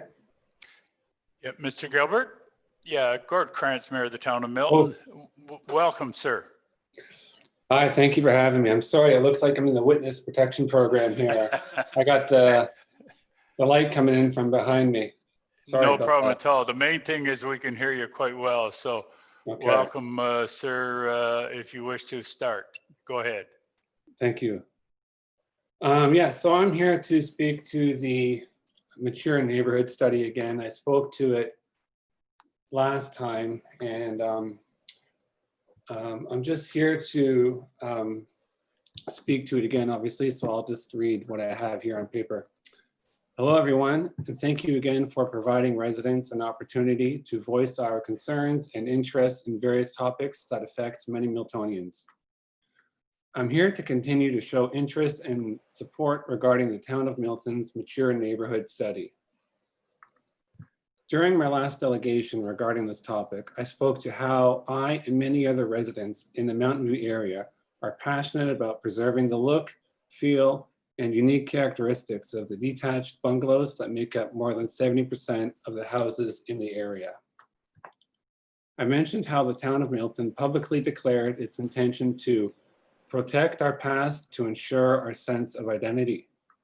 In this case, it's the identity of the post-war Canada single-family home within reaches of Milton's downtown that are recognizable as being representative of their time, as per your plaque by the town of Milton at the Kingsley Court.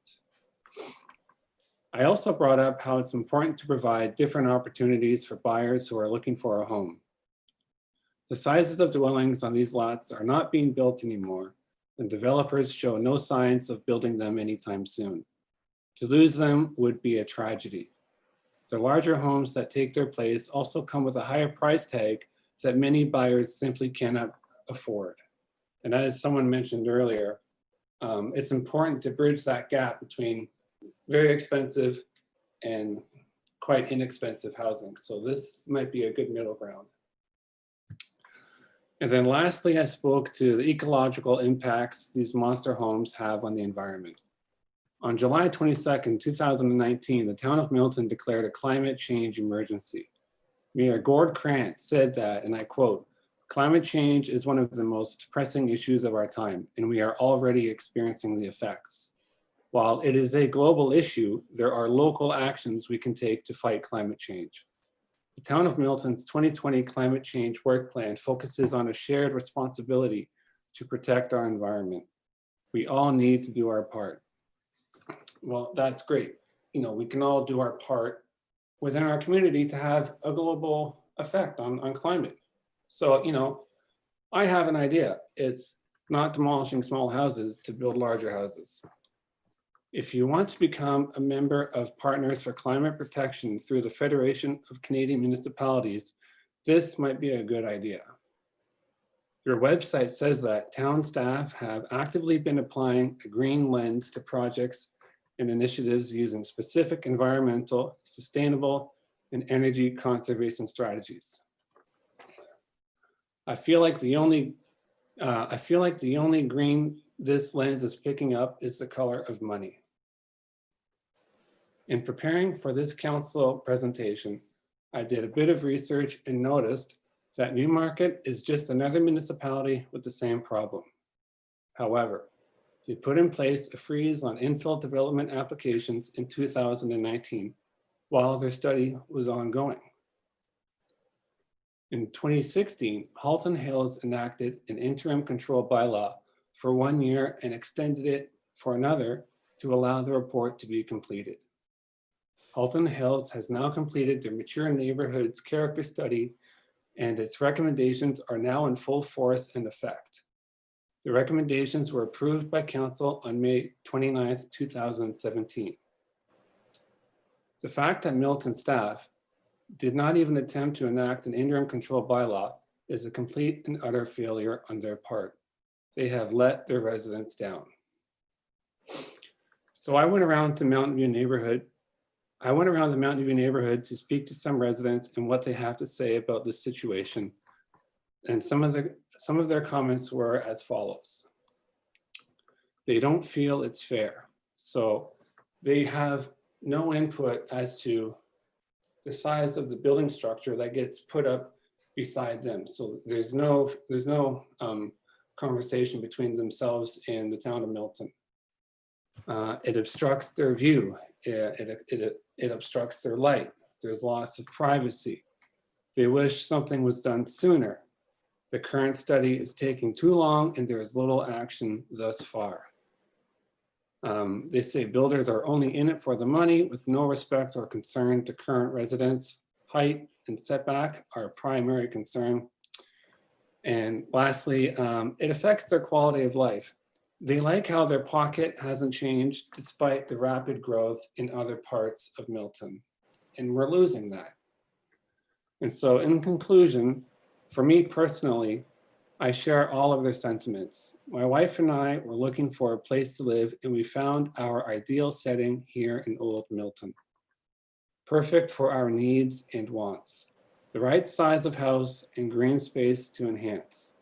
But now our neighborhood is under threat and we are now dependent on our government to do something about it. Stand up for your residents, some of which have lived in these homes for 40+ years. Stand up for preservation of culture and conservation of the environment. If we do nothing to curb climate change, it won't be a problem that's fixed by staying at home and wearing a mask. We will immediately see how managing and prioritizing money over the natural world was our undoing. Thank you. Thank you very much, Mr. Gilbert. You were pretty well bang on 5 minutes there, and we appreciate that. Thank you very much. Members of council, are there any questions of Mr. Gilbert? I'm not seeing any. Mr. Gilbert, sir, thank you very much. Okay, thank you. Nina, back over to you. If you would bring on Colleen Pressner, please. Yes, just 1 minute, Your Worship.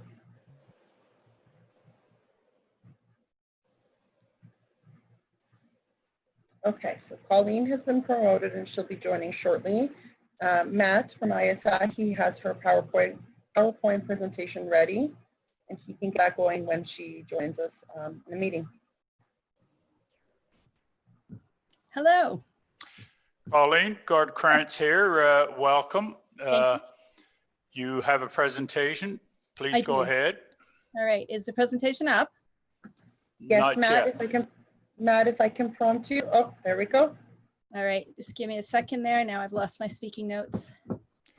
I might make mention, Colleen, that this was presented to all council and all council does have it. Okay, perfect. All right. And I will just say next slide, please, when I need to go forward. Is that fine? Yep. Okay, then I will get started.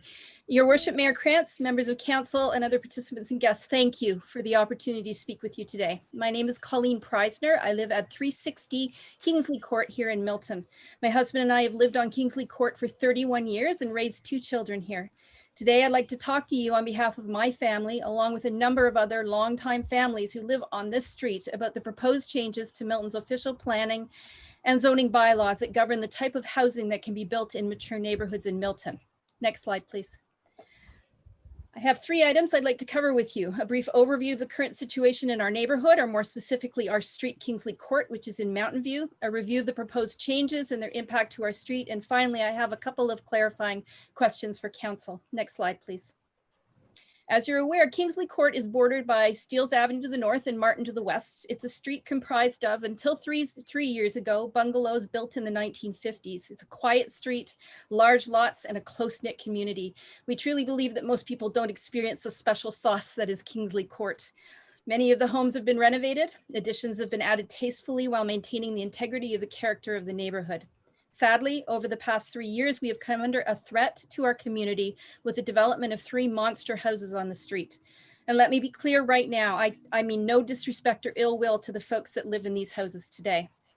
Milton has grown so quickly over the past 20 years, and I admit at times I lose my way in some of the newer neighborhoods. It's clear the character and composition of those neighborhoods offer a different experience than the older areas, both in density and sense of community.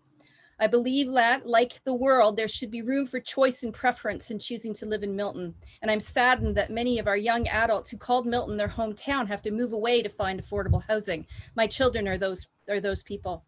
A recent National Post article asserts the Canadian house has spent the last 60 years progressively ballooning into one of the largest domiciles in history, but our unbridled passion for square footage is coming to an end. We only need to look to the progressive countries in Europe to see this. If you take a typical Canadian home, take out all the wasted space, you have a European home. They have the same number of rooms, the same uses, but they will be much smaller. Next slide, please. It's our belief that the demolition of these older houses in our city to make way for larger homes is negatively impacting not only the character of the street, but impacting the life and function of the neighboring properties. I show you first an example of 416 Kingsley Court. You see here the original house and the new house on the property. On this property, security cameras point directly into the neighboring windows, and under-eave pot lights shine all night long. And in this case, the monster wall is only 4 feet from the property line. Next slide, please. Next, we have 333 Kingsley Court. And honestly, I think this is one of the ones that causes us the most angst. The building permit for this house was issued as a renovation and an addition. Anyone looking at this before and after picture would agree there is nothing to do with a renovation here. Where is the accountability and the governance for this? In addition, the rainwater from this roof of the house falls right onto the window wells of the neighboring property.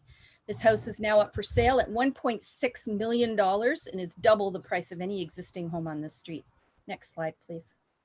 And finally, we have 296 Kingsley Court, which has been under construction for over 2 years, causing noise and traffic disruptions for a significant amount of time for neighboring residents. For all of these reasons, we wholeheartedly support the changes to bylaws and town plan that will limit the size of houses built on our street and ensure that houses are built in consideration to the impact of existing homeowners. We do, however, wonder if the proposed changes are enough to ensure this will be the case. What will be the government's? How will we ensure that the max height of a home in the new RLD1, which still allows for a 2-story structure, will not cause the same impacts that it's causing today? Next slide, please. I can assure council I'm not well versed in reading town plans and bylaws and struggled to understand what was recommended in these. There were several areas where Kingsley Court was shown as RLD versus RLD1. So as a first question, and we can answer these after, just want to confirm based on Schedule C that the recommendation is that Kingsley Court will be recategorized as RLD1. Next slide, please. In addition, I'd like clarification on Table 2A, which lists 8 specific homes on the street as RLD and part of National Heritage System. Could you clarify what this means and whether there's potential additional building restrictions for these addresses? Next slide, please. There have been several houses sold on Kingsley Court in the last 6 months. We know for a fact that the developer that built these houses on Kingsley Court is active in the market, offering cash deals to homeowners on the street without even seeing the inside of a house. and it suggests he has no intention of keeping the existing structures. By the time these changes come into place, it may be too late for neighboring residences to use these to respond to these changes. What will the town do to ensure any building permits issued between now and then will fall into line with these recommendations? Thank you. I didn't like the way they had turned out some of them. So he said, well, we'll patch them up and then redo them.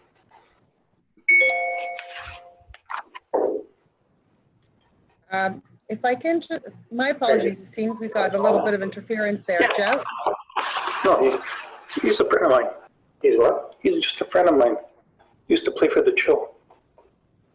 Sorry, Jeff?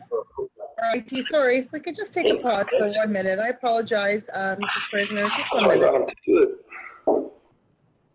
Okay, it's Gord Krantz here again, Colleen. Our apologies. I'm not sure exactly what's happening there. So, but we'll go back and pick up on you. So once we get this straightened out with Jeff and or Nina. So. And neater, less mess. Don't have to clean brushes.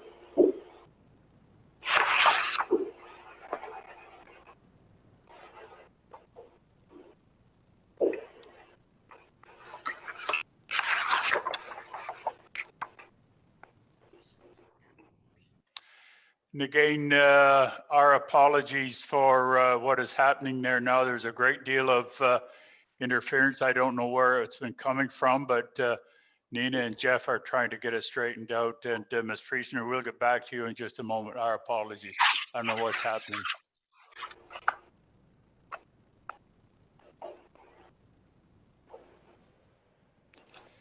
Seems to be relatively quiet there now. Nina, can you have less aldermen we're pushing for? No, I'm still hearing.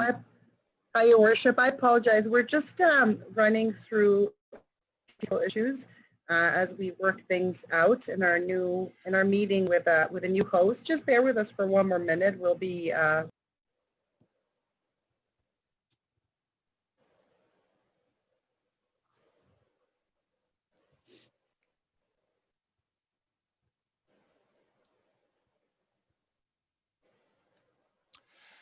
guess if I could add, we've probably had at least 5 or 6 of these virtual council meetings, and for the most part, they've gone reasonably well.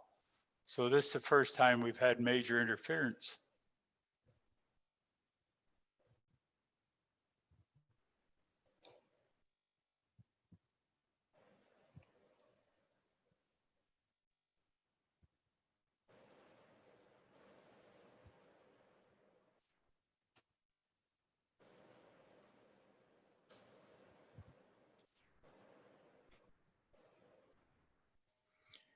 Sorry about that. We've resolved the sound. We're going to reshare the presentation in just 3 seconds. There it is.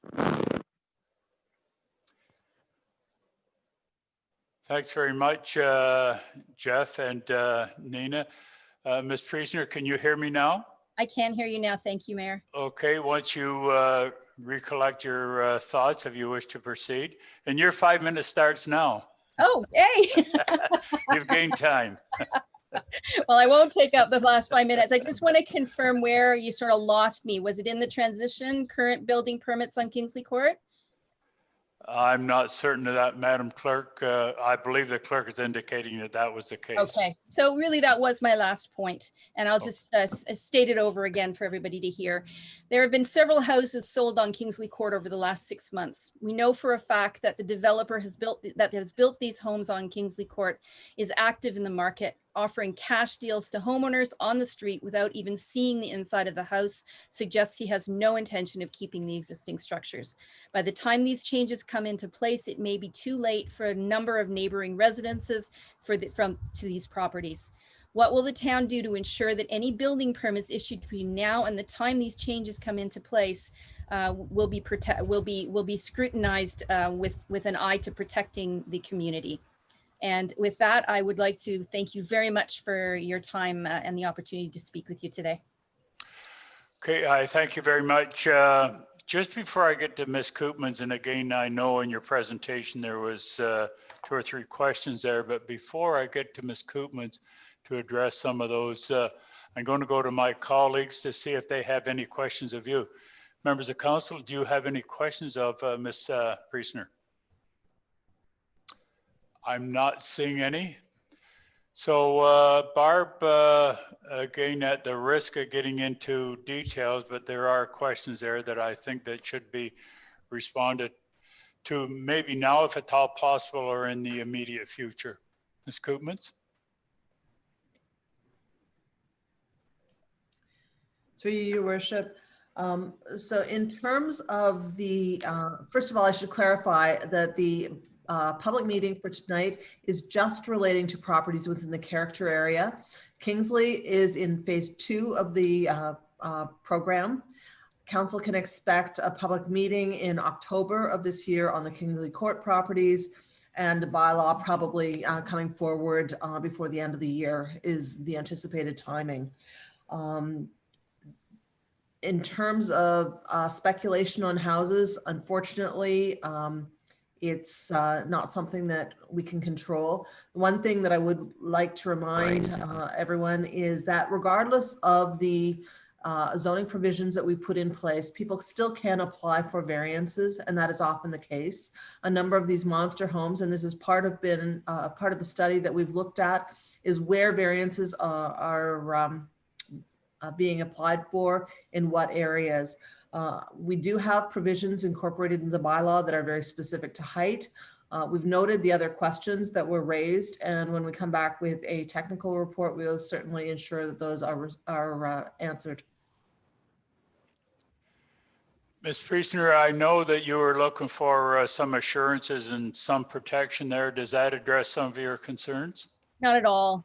You know, frankly, by the end of the year, there will be more homes in our neighborhood like this. And I think that it's you know, it's really up to council now. We're at the mercy of you folks who know, you know, what you're seeing on our court, what damage it's doing to the character of the neighborhood. And I have to say, you know, first of all, I apologize for showing up at the wrong time. I don't believe that it was really clear in the meeting that this was going to be just for phase 1. So, but I'm glad I'm here because now I know that we have less time.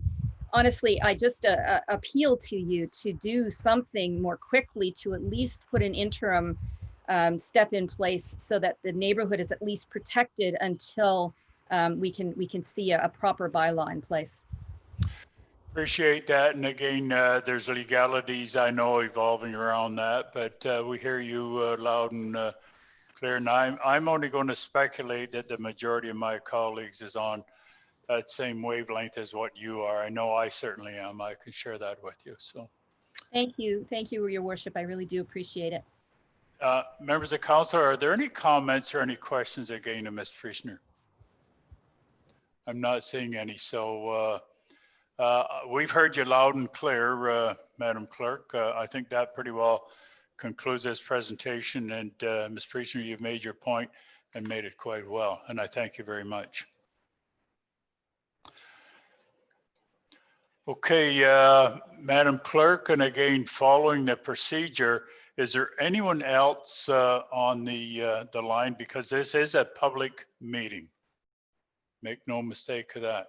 Members of council, before you in the report, you do see the staff recommendation. I'll read the resolution. Resolution moved by Councillor Best and second by Councillor Tesser-Dirksen, and be it resolved the report DS 025-20 regarding a statutory public meeting with respect to the draft town initial local official plan amendment and zoning bylaw amendment for the mature neighborhoods character study be received for information. Members of council, any questions on this resolution and or this report? Councillor Best? Yes, Your Worship. Two questions, one for staff. Ms. Priestner also mentioned about the properties that were named as being in the natural heritage area. Could staff highlight exactly what's happening in that area? Ms. Koopmans? Through you, Your Worship, the natural heritage zone is intended to reflect areas of land that are regulated by the Conservation Authority. So that would place limitations on development on properties that are so designated. I'm not sure if Councillor, if there's anything else that you were looking for in that, but it's basically to ensure consistency between the zoning and the Conservation Authority regulatory ability. In regard to that, would that prevent having new buildings there or just renovations? Through you, Your Worship, there are very restrictive zoning provisions in the bylaw as it stands now related to any kind of redevelopment in the natural heritage system. Anything that might be permitted by way of renovation would require Conservation Authority approval. However, it is very limiting. Okay, last question regarding the Committee of Adjustment, which was referred to. What is the status of that committee, and would this planning policies impact them? Because I know they haven't had a meeting since February. Through you, Your Worship, we will actually be having a number of Committee of Adjustment hearings in September. Now that we've got virtual meetings, public meetings under council under our belts, we're moving forward with Committee of Adjustment. So we should be able to clear those applications in very short order and then proceed with virtual public meetings on a go-forward basis. And sorry, the next part of your question, Councillor? Yeah, basically with these new meetings, would staff's position at these meetings be changed to reflect these proposals? Under the legislation, the Planning Act, in terms of approving or recommending support of a variance, there are a number of tests. And one of those is basically that the proposed variances maintain the general purpose and intent of both the official plan and the zoning bylaw. The intent going forward here is to introduce far more restrictive policies so that there is less latitude to consider variances that deviate. There are criteria that are being considered to help guide variance applications in the mature neighborhoods, and these will become part of the official plan. So I think there will be stronger controls in place and it will have a strong influence. Okay, thank you. Members of Council, are there any other questions with regards to the report and or the resolution? Okay, you've heard the resolution. Any further discussion? If not, I will assume that majority is in favor unless I see a hand go up in opposition. I'm not seeing a hand go up in opposition, so that motion is carried.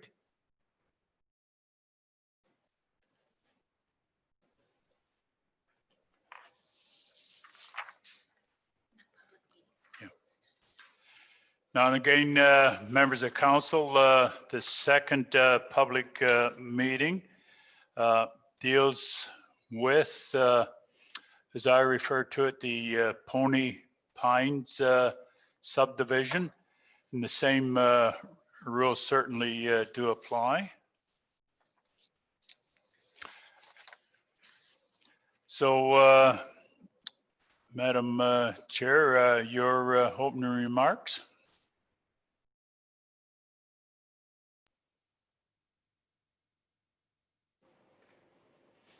Thank you, Your Worship. So just similar comments to the previous public meeting, that this is a public meeting under the Planning Act with respect to Pony Pines development application. Council will consider the approval of the related bylaw for this application at a later date. To be notified of the decision, you must make a written request to the town clerk, 150 Mary Street, Milton, or email at townclerk@milton.ca. Thank you very much. And again, the purpose of this public meeting is to receive input on the proposed development application. Staff will be taking detailed notes, however, will not be responding to questions except to provide clarification regarding the process or points of fact. Representatives for the applicant are in attendance for this meeting. We're now going to share a screen with a dedicated phone number and email addresses. This information is for members of the public wishing to speak to council with respect to this matter at this public meeting item only. For anyone wanting to connect, you will be given step-by-step instructions on how to enter and participate in the meeting via phone only. We will now take a 5-minute recess to allow members of the public to connect and to give our staff time to assist. And Madam Clerk, will give us the 5-minute recess, and we'll call back 5 minutes from now. So members of council, ladies and gentlemen, 5-minute recess.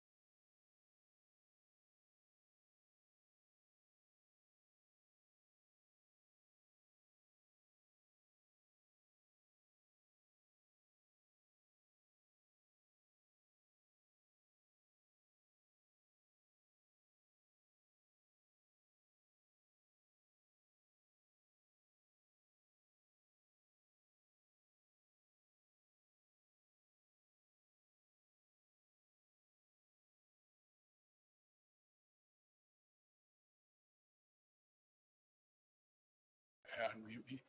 Okay, members of council, I think we have about 1 minute to go, and so far, I believe that we're not receiving any calls in here from the public. So I think, Madam Clerk, I think we're safe to get underway. Okay, so the clerk advises we're good to go. So with that, members of council, welcome back, and staff. Now, I know we have a listed deputation. Stephen Kloss is going to be presenting here. And again, I understand that there's something that's going to come up on the screen there as well. Madam Clerk, is there a presentation? No presentation. So Nina, if you could bring on Mr. Kloss, please. Yes, I have promoted Mr. Kloss over.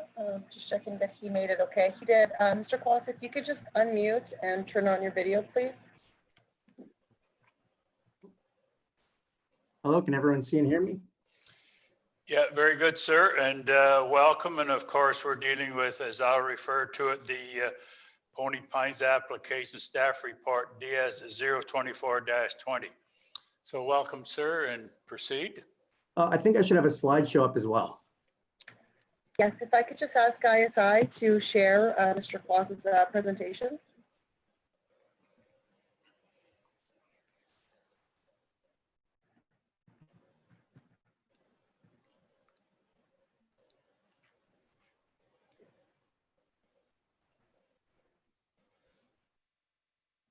Actually, if you, oh, there we go. Great. Okay, so I'm Steve Kloss. I'm a planner with Glenn Schneider and Associates, Inc. I'm here today on behalf of Pony Pines Developments, which is an arm of Great Gulf. With me in the meeting are Trish Elliott and Katie Schofield of Great Gulf, as well as my colleague Karen Bennett. So we're here to discuss red line changes to a draft plan of subdivision that was draft approved by council in June 2019. So the 2019 draft approved plan didn't include all the lands owned by Pony Pines. And this is because at the time of the previous meeting, they didn't have sufficient allocation required to service the entire property under the 2012 allocation program. However, this past November, Halton Region Council started a new allocation program, which allowed Pony Pines to obtain the number of SDEs required to support the full draft plan, with the new lands now referred to as phase 2. So the purpose of today's meeting is to discuss phase 2 and the proposed red line changes to the balance of the plan of subdivision, as well as the requisite zoning amendments. Next slide, please. So the lands are located at the intersection of Britannia Road and Tremaine Road in the southwest corner of the Boyne survey. The entire draft plan consists of 52 hectares, the majority of which was previously used for agriculture. A creek runs through the property in a north-south direction, and there's a woodlot on the western side abutting Tremaine Road. Next slide, please. So coming up is the complete draft plan of subdivision with the phase 2 lands outlined in red. The subdivision was draft approved for the bulk of the lands last year, and phase 2 represents the new lands being added. So phase 2 incorporates 2 additional blocks of land. The first is the eastern block of the draft plan, everything between Savaline Boulevard and the CN Railway. And this land is proposed to be developed with a mix of low to medium density housing types, as well as a village square. The second additional block is 6081 Tremaine Road, which is currently occupied by the James Weir farmhouse. And the farmhouse is proposed to be relocated to a lot in the interior of the subdivision for adaptive reuse. The lot itself will be developed with singles and townhomes, with the balance of it preserving the northern limit of the woodlot. Most of the red line revisions to the draft approved portion of the plan have been made to accommodate the inclusion of 6081 Tremaine. Some back-to-backs have been replaced with street townhomes, and a small north-south street has been added for an additional pedestrian connection. Also, 2 of the southerly stormwater management ponds have been slightly reduced in size based on engineering recommendations. And this has allowed for the lots fronting onto the southwest ends of Savaline to be added, and for the size of the minor subnode to be increased slightly. Next slide, please.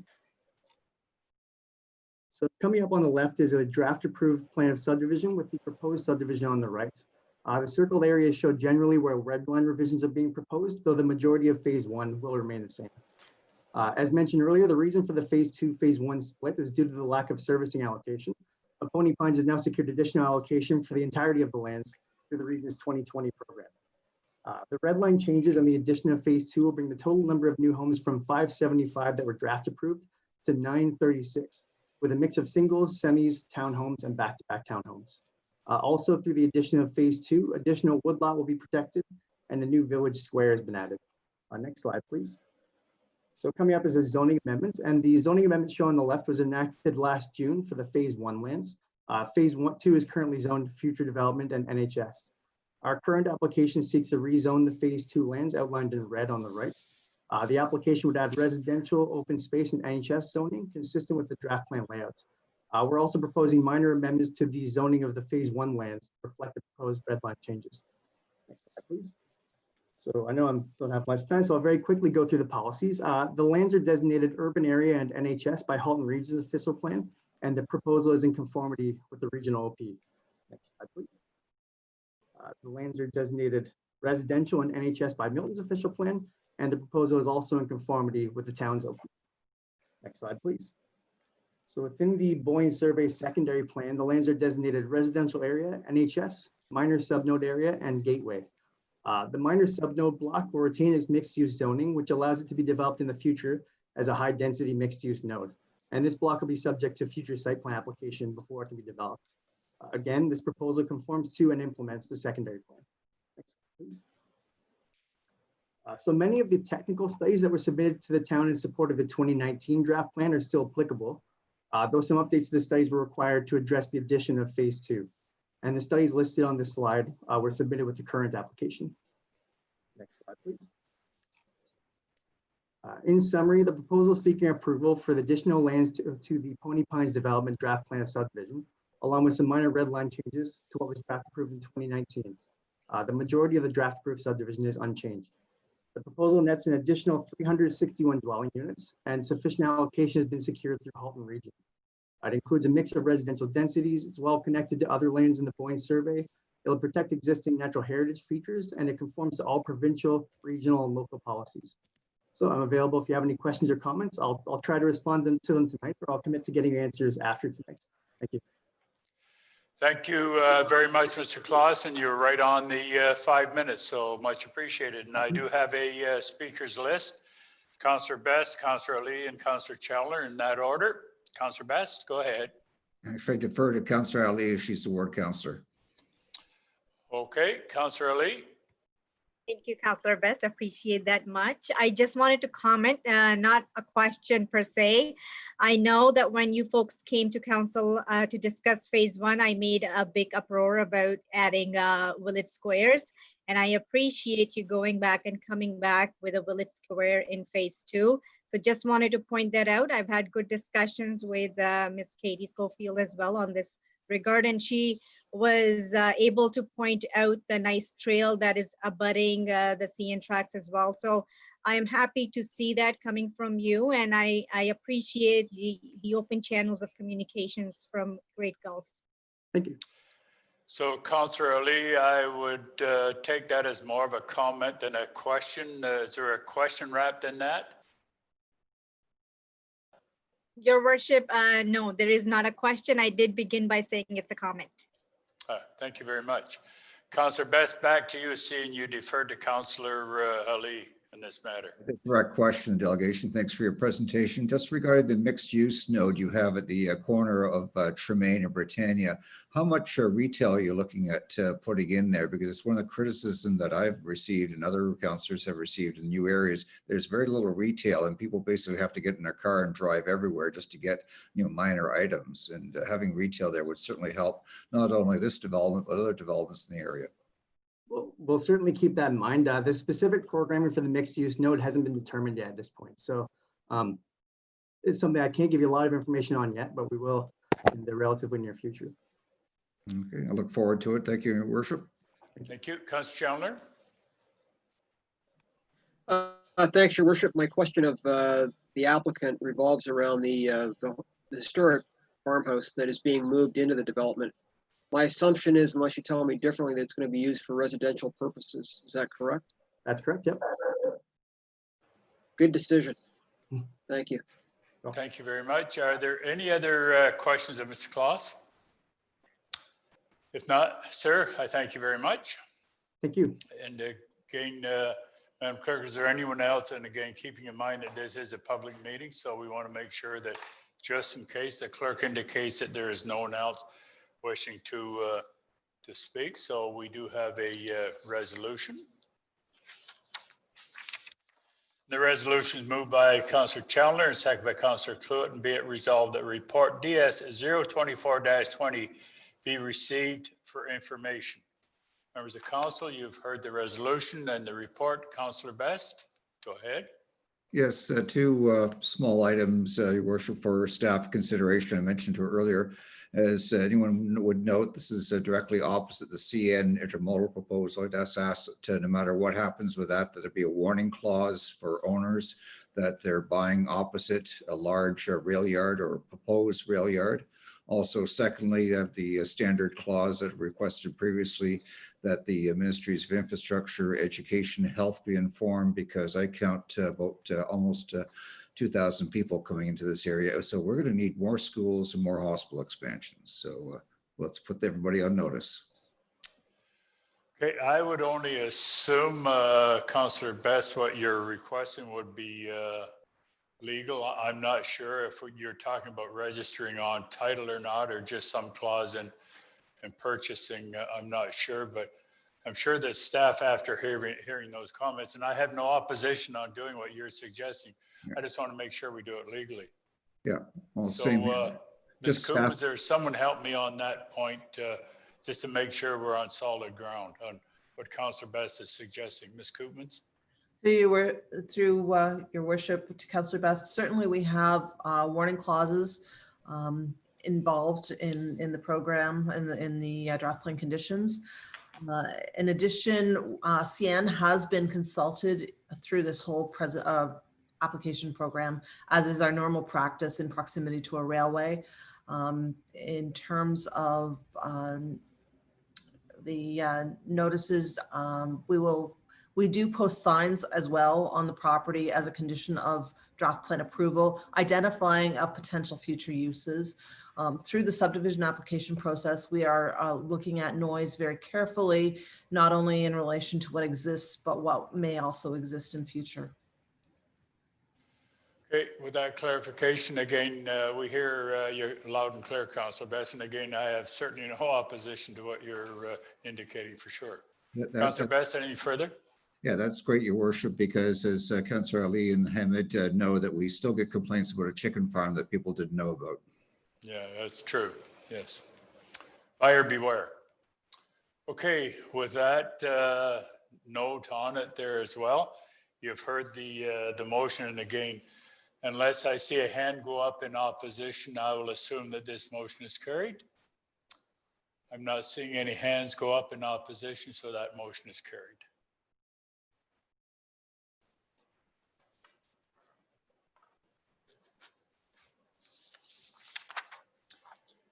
Madam Clerk.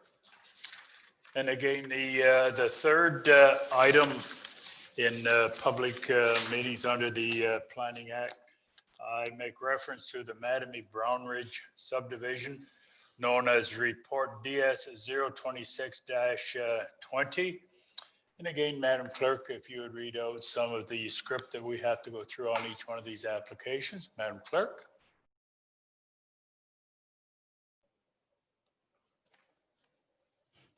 Thank you, Your Worship. This is a public meeting under the Planning Act with regard to the Mattamy Brown Ridge Limited application to permit the development of a residential plan of subdivision. Council will consider approval of the related bylaw for this application at a later date. If you wish to be notified of decisions, you must make a written request to the Town Clerk, 150 Mary Street, Milton, Ontario, L9T 6Z5, or email townclerk@milton.ca. The purpose of this public meeting is to receive public input on the proposed development application. Staff will be taking detailed notes, however, will not be responding to questions except to provide clarification regarding the process or points of fact. I thank you very much. Representatives for the applicant are in attendance for this meeting. We are now going to share a screen with the dedicated phone numbers and email addresses. This information is for members of the public wishing to speak to council with respect to this matter at this public meeting item only. For anyone wanting to connect, you will be given step-by-step instructions on how to enter and participate in the meeting via phone only. We will now take a 5-minute recess to allow members of the public to connect and to give our staff time to assist. So Madam Clerk, the 5 minutes will start now. Thank you. Members of council, we'll be back in 5 minutes.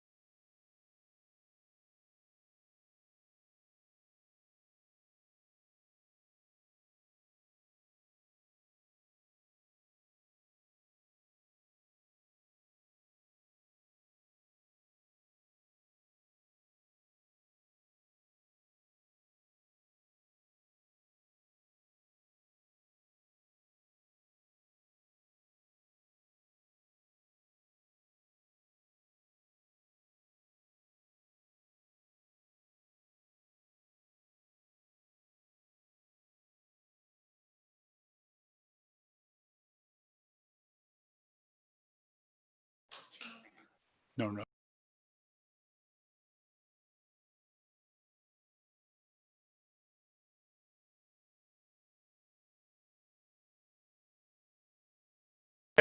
Members of council, clerk indicates to me we got roughly 2 minutes to go.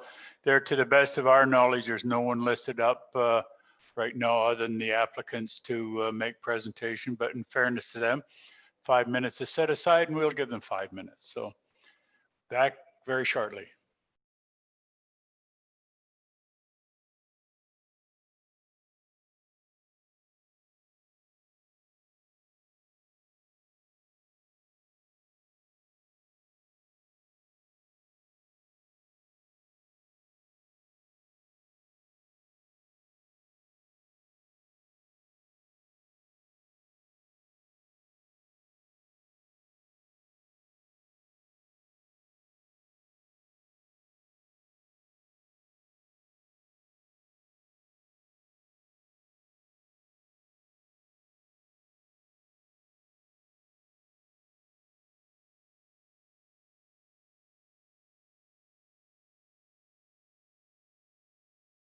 Members of council, and again, the clerk has indicated the 5 minutes is up there, and to the best of our knowledge right now, nobody has indicated from the public that they wish to speak.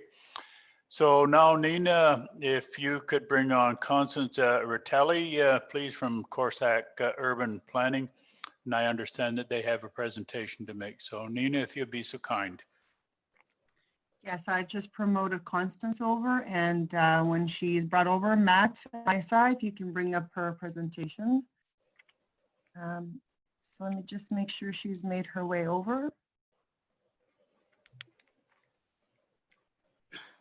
Okay, there she is. And Constance, if you can just turn on your video sound whenever you're ready. There we go. Okay. And Matt will have the presentation shortly. Constance, Gord Krantz, Mayor of the Town of Milton here. Welcome. And again, we see the stuff up on the screen there now. So if you would proceed. Thank you. Sure. Well, good evening, everybody, members of council, Mayor Krantz, staff, and any Milton residents online with us tonight. I'm Constance Ratelli of Corsac Urban Planning. I'm here on behalf of Mattamy Brown Ridge Limited to introduce the application submitted on their Bayview Lexus property. Next slide, please. So for some context on the location here, the property is about 40 hectares located against James Snow Parkway with frontage on 4th Line. To the north is an active application submitted by Coscorp, and to the south is owned by Sundial. That will be a forthcoming application, I'm sure. To the west, Mattamy owns that property as well. And in the northwest corner of the property, there is a heritage house there that will be relocated slightly. I can point out the lot on the plan. Yeah, on the next slide. No, that's perfect. Okay, so the bones of the plan here are the collector roads and the channel blocks. So Trudeau Drive is going to come down from the north. You can see it there cutting through the plan, and then Whitlock Avenue comes from the west. That's a community connector road that will have an off-street pathway on the south side, which restricts the locations of driveways. So you may notice that there are just either flankage conditions or other uses such as pond and park or a condo block on the south side of Whitlock there. The proposed development is a mix of single detached,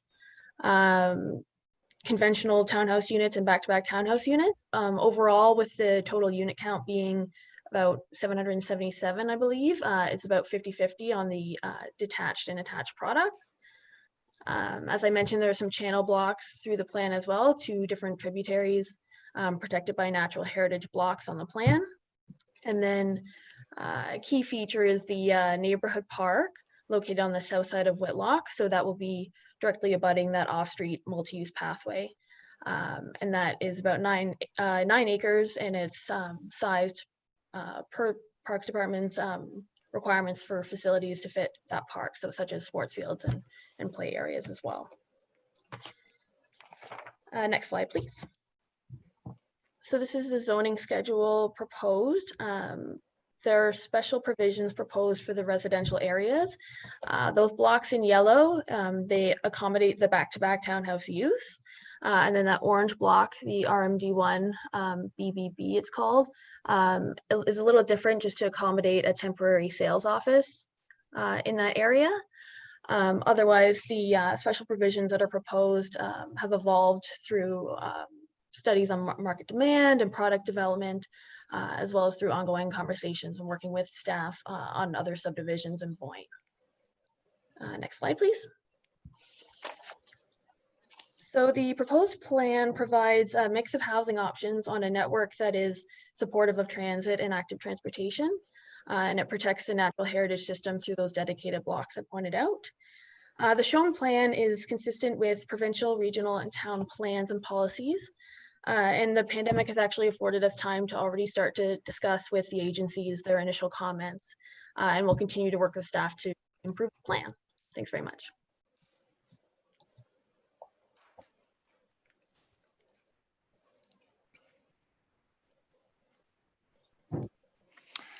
Okay, thank you very much for that presentation. I do have speakers that do have a question.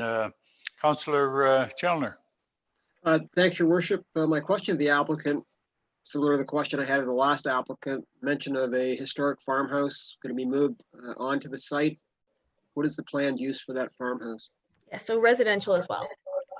Very good. So it'll have a lot that's sized to accommodate it. And obviously it's going to be renovated. Yeah. Thank you. Councillor Best. So also your presentation, where's the retail for this area?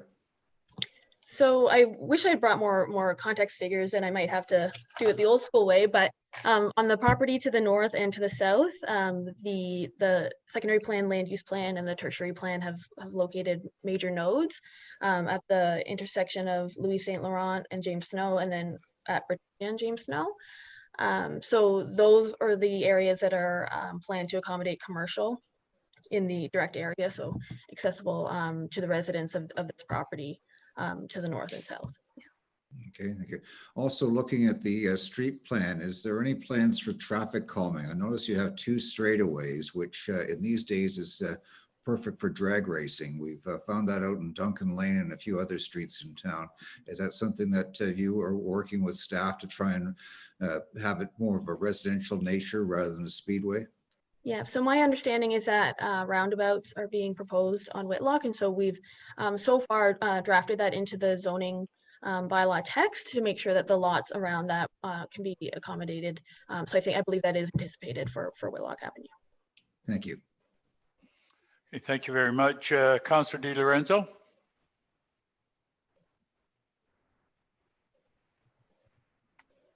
Can you hear me okay? Yep. So I had a question similar to Councillor Best about Whitlock and Trudeau. So thank you for asking that. The roundabout, I guess that you mentioned on Whitlock, would that be right by Whitlock and Trudeau? Is that the one you mean? That Yeah, I think that's, let me just look at my other figures here. I believe at the very least it's proposed for that Trudeau intersection. We've kind of developed the plan a little bit further since the submission, and we'll continue to do so, sure, with staff. One question, I guess, that Councillor Mead actually had experience with is in a separate development, the roundabout ended up being part of the subdivision, but the roundabout was put in place like 6 months or 8 months after residents had already moved in, and it was kind of very confusing and surprising to the residents because they were there for a while. So part of the question, I guess, is if a roundabout's slated for Trudeau and Whitlock, can that roundabout be developed at a similar timeline for when the houses are there? So it's not like delayed a year later or 6 months later? I believe so. We can definitely look into that with staff. I'm not sure of the timing myself, but as the plan further evolves, it'll be marked on the draft plan so that at least it'll be kind of recorded and the public can be made aware of that as well. Sure. It just sometimes, houses get sold and new people move in and then they become shocked when what they think is a normal intersection gets converted into roundabout. So just like, if the timing can be similar to when houses are developed. Other question is the block 1. I noticed the medium density block, that's a future development. It's not part of this. Do you know when that might come forward and what was the reason for having it separate? I believe just it'll be a separate phase just with the site plan requirements that come along with it. It's right now anticipated to be lane-based townhouses that front onto that off-street pathway. The timing of it, I believe it's meant to be in their 3rd phase, which they're thinking would be 2024, I think. Okay, thank you. Okay, are there any other questions of the delegation by members of council? If not, Constance, thank you very much. And Madam Clerk, are there anyone to the best of your knowledge from the public online or on the phone wishing to address this? So clerk indicates to me that there's no one else on this. So now a motion certainly is in order, seeing that everyone has had his or her just say. Now I have a motion moved by Councillor Best and seconded by Councillor Tesser Dirksen. And be it resolved that Development Service Report DS 026-20 be received for information. Speakers to this report and or this motion? Being none, then I will assume, unless I see a hand go up, that you're in opposition to it. Councillor Best, you wish to speak to it? Go ahead.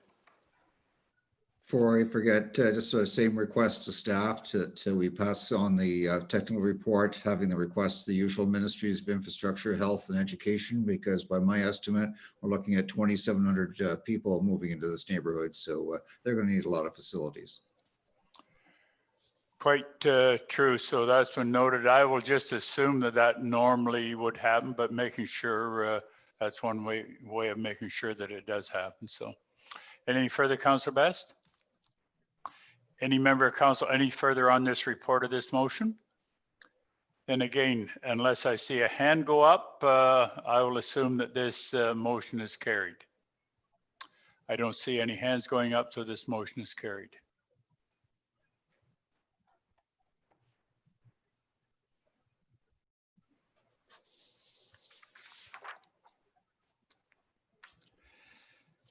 So, Madam Clerk, thank you very much for getting us through those public meetings. And we do have the financial report that we're going to have to deal with. And Glenn, if you would be so kind, if you would introduce this, and I know that we do have our auditors standing by as well. So Glenn, you're on.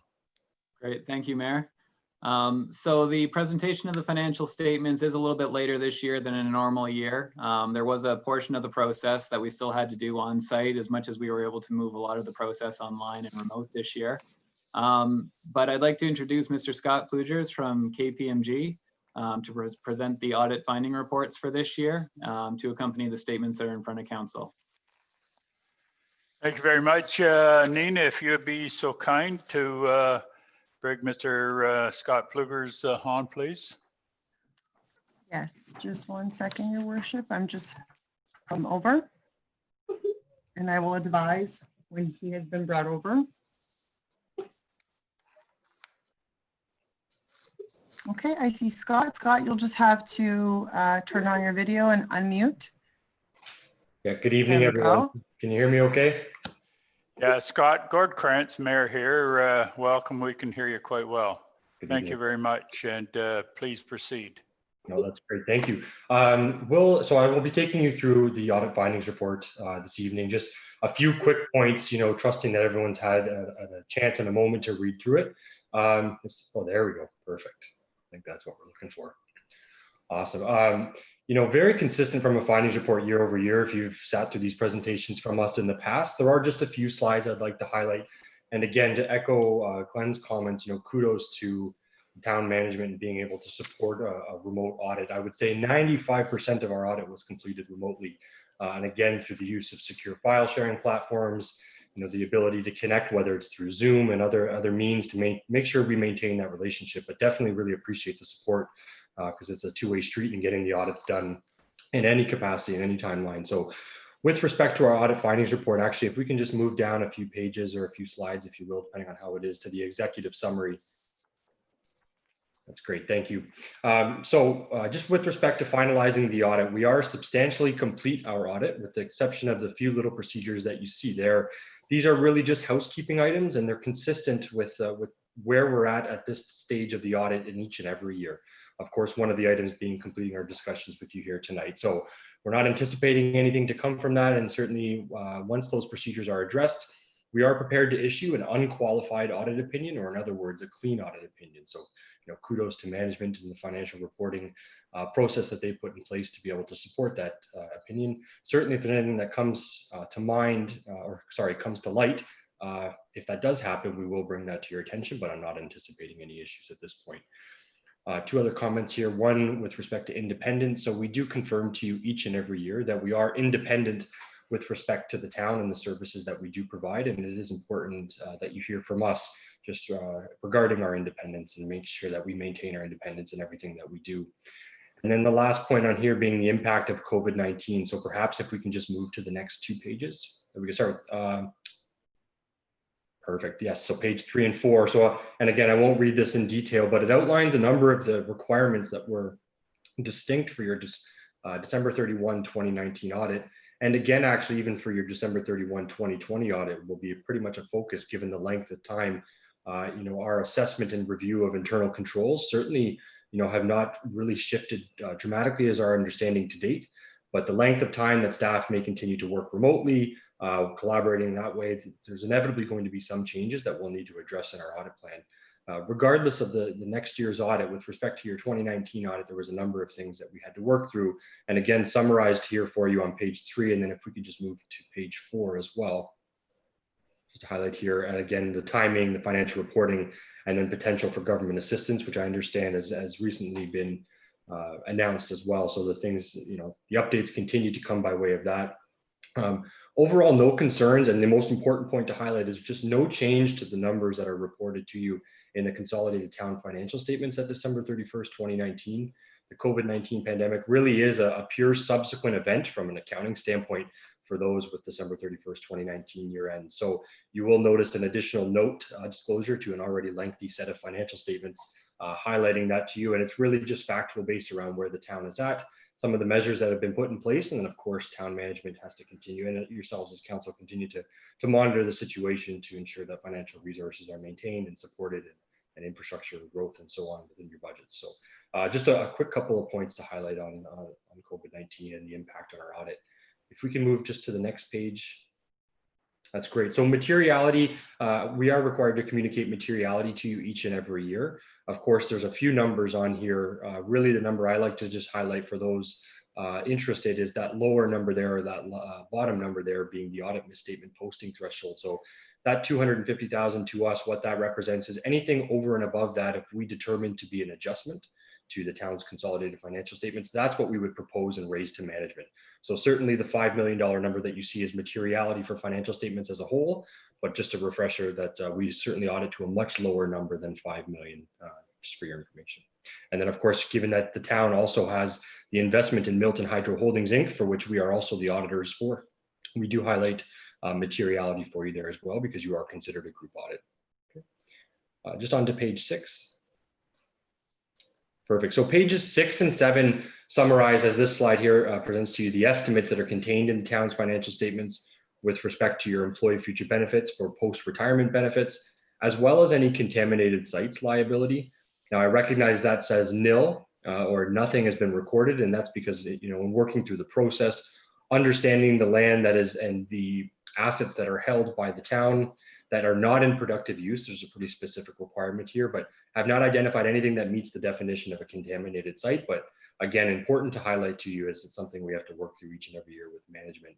And page 7 highlights for you, not all encompassing, but certainly some of the areas where we spend a bit more of our time, if you will, in the audit, whether it's government grants and development charges, understanding the timing of revenue recognition, ensuring it aligns with your policies and practices, and then of course, tangible capital assets being largely the infrastructure related growth, ensuring we're testing those substantively. In all cases, though, no significant findings to report in this area.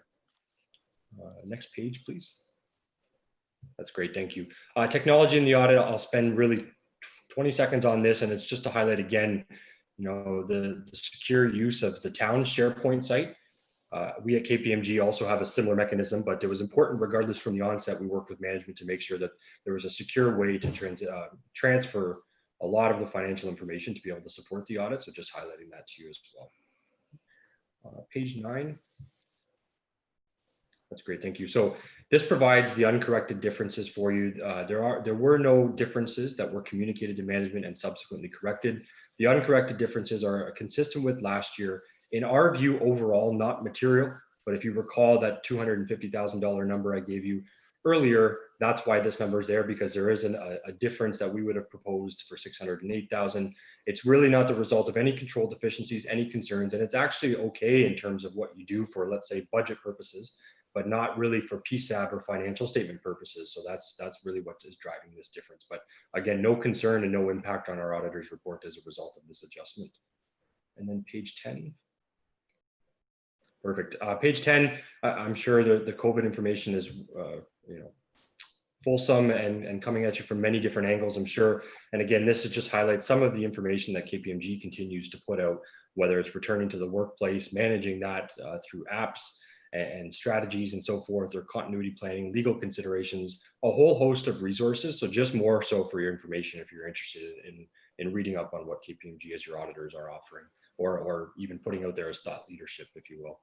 And then page 11. So this will just be my last comment and then open it up to questions, and certainly appreciate the time this evening. So the next several pages actually here walk through some of the updates that are coming with respect to public sector accounting standards. The one I will make reference to is the asset retirement obligations. I believe we would have discussed this with you and raised this in the past number of years, for sure, during last year's closing meeting. But this standard is coming. It will be substantial in terms of the level of work. The nice reprieve, I guess, and the silver lining in the COVID pandemic with respect to accounting, at least, is that this standard's been deferred for another year. So that takes the pressure off of management, and it's not just finance management, it's operations, facilities across the town. Takes a bit of the pressure off in the interim, but again, just to continue to remind council that this standard is coming and will be a significant exercise, if you will, on behalf of management to support the transition to this standard. And the rest of our report really, again, aside from highlighting the current developments and trends upcoming in accounting standards, is really standard language and consistent with what you would have seen in the past, and nothing specific to the town audit necessarily. So hopefully that was helpful and not too rushed, but I'm happy to take any questions if there are any on this or the financial statements as well. Again, Scott, thank you very much for that brief overview. It's quite a lengthy document, a lot of information in there, certainly. And most of us, if not all of us, are pretty good at doing our homework. So I think we've got a reasonably good grasp of what's in this document. So Councillor Chandler, you have a question and or comment. Thank you, Worship. I have a couple questions. Very helpful discussion with the auditor. Appreciated that very much. So I went through the document, and I've obviously gone through, listened to your presentation. Was there anything that stuck out in your mind in terms of processes or information sharing that could be improved through the audit process next year? Yeah. Well, thank you. And on that, our responsibility is certainly to review the financial reporting processes, and especially in the light of COVID, even though it's subsequent to year end, it's something we've looked at. I would say it's hard to comment specifically to answer that question if there is anything they can improve on.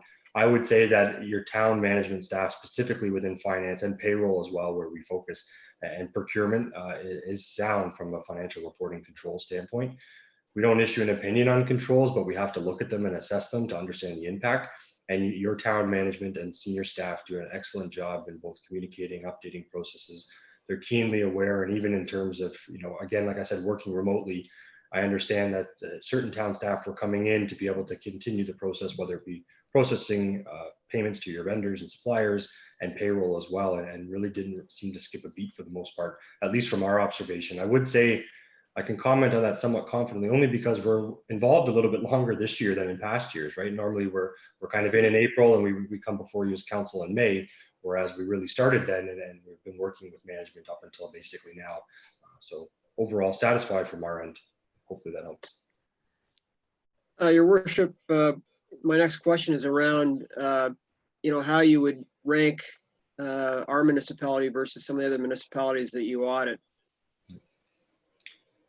So that one is, do you have it in any specific measures? I mean, certainly, so we audit a number of municipalities. Myself, I have 7. Yeah, so I guess that it's having the information that you need at your fingertips in order to do a proper audit process. Yes, fair. Providing, the information in a way that is helpful, perhaps is even very leading edge in terms of the technology we're using to share the information or get the information to you. Yeah. And then, what you're seeing in terms of just the way we're processing information in the department in terms of its relationship with you. Scott?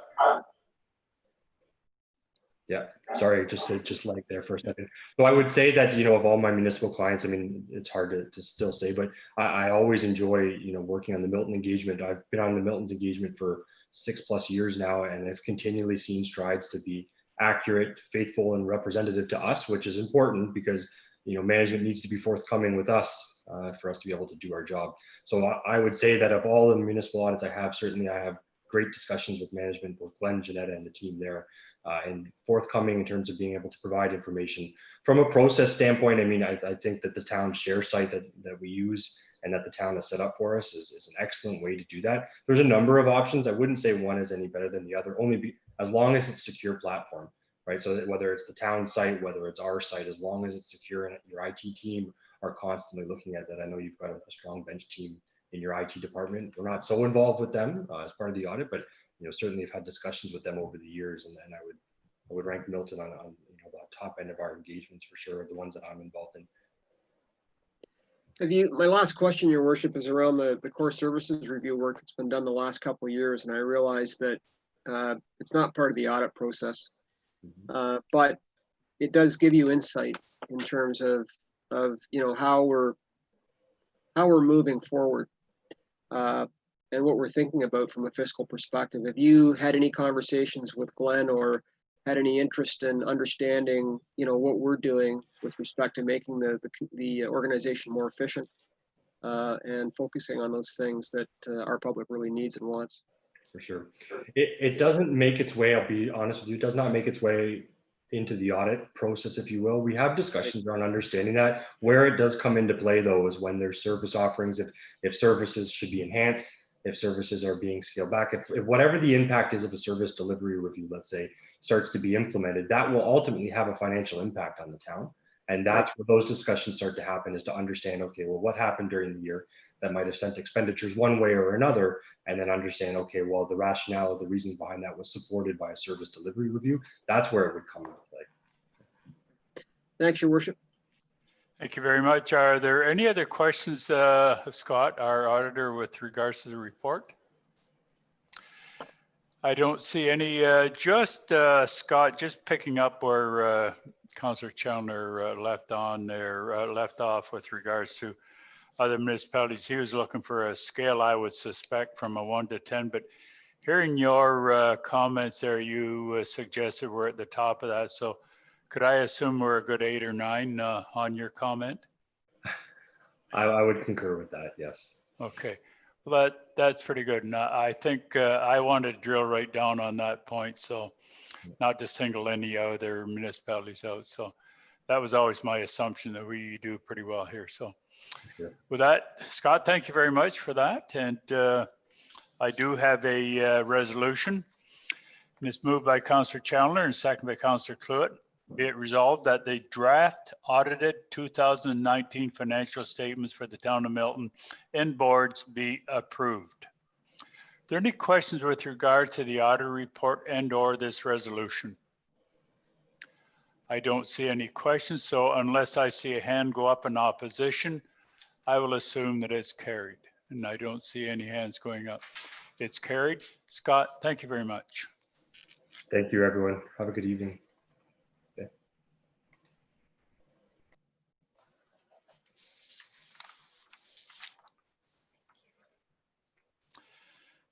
Okay, members of council, we're starting to get through the agenda here.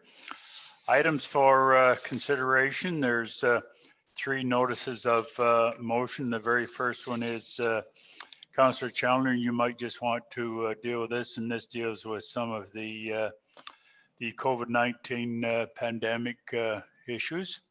Councillor Challoner, if you wish to elaborate on that. Thank you, Your Worship, and I'll be brief. Essentially, I think we all understand we've gone through and are going through an unprecedented experience. We've had a number of interactions as a municipality with the other levels of government, mostly good. And I think that everybody acknowledges there's some very good things that have been done, and there's some things where government could have done better. And I guess, you know, I'm bringing forward the motion. I don't want to get the good and the bad lost in the moment, because it's a learning that I hope that we can use in the future, not only municipally, but provincially and federally. And I know already there are going to be analyses done at all three levels of government at some point in the future.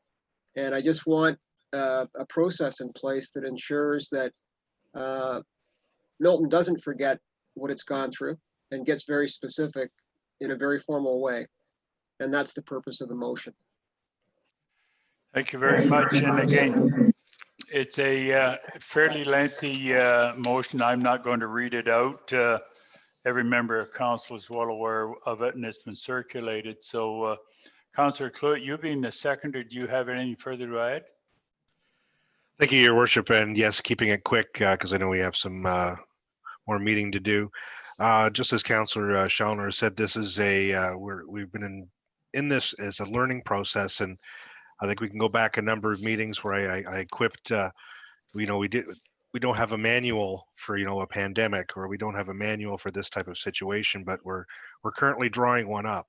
And that's inclusive of all the reports that we've received from our CAO and from our staff. And as Councillor Schallner mentioned, that I'm sure this is going to be documented on at all three levels of government. So now we're going to be able to, we'll have a working handbook, and we'll see what we've done right and we'll see what we've done wrong.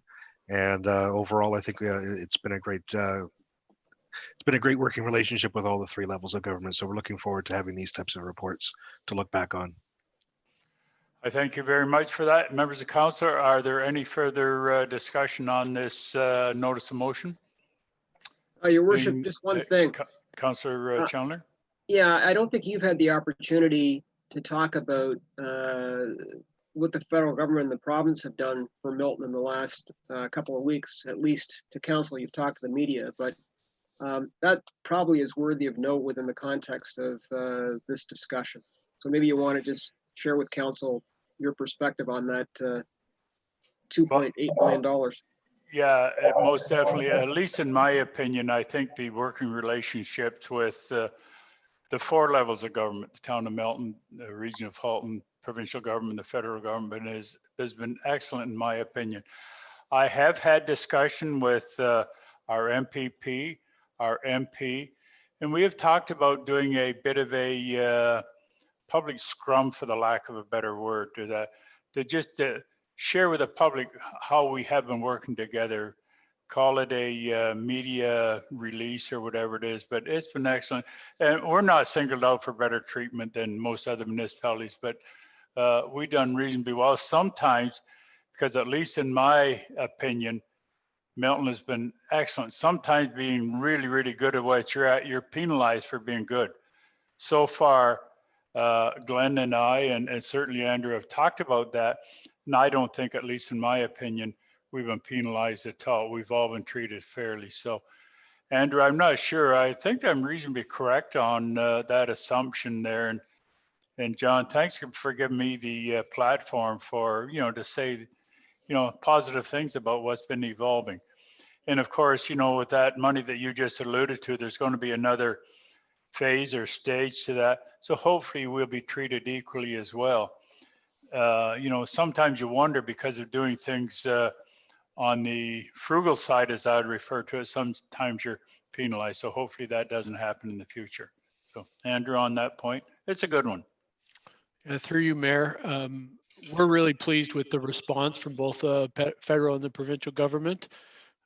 We will act accordingly with that money. We have plans to spend it prudently, to allocate it where it needs to be, and where there is money that we can make go farther, we plan on doing that. So we were more than pleased with the announcement, and we'll work towards any other further submissions about money that may be available for us. On the motion itself, we're pleased to respond to it, and it is something that we have learned a lot from, and want to record those things and share with other governments the things that we've learned in Milton, because we think there's some good information that can be passed on. So we're pleased to respond to the motion, and thanks for the question.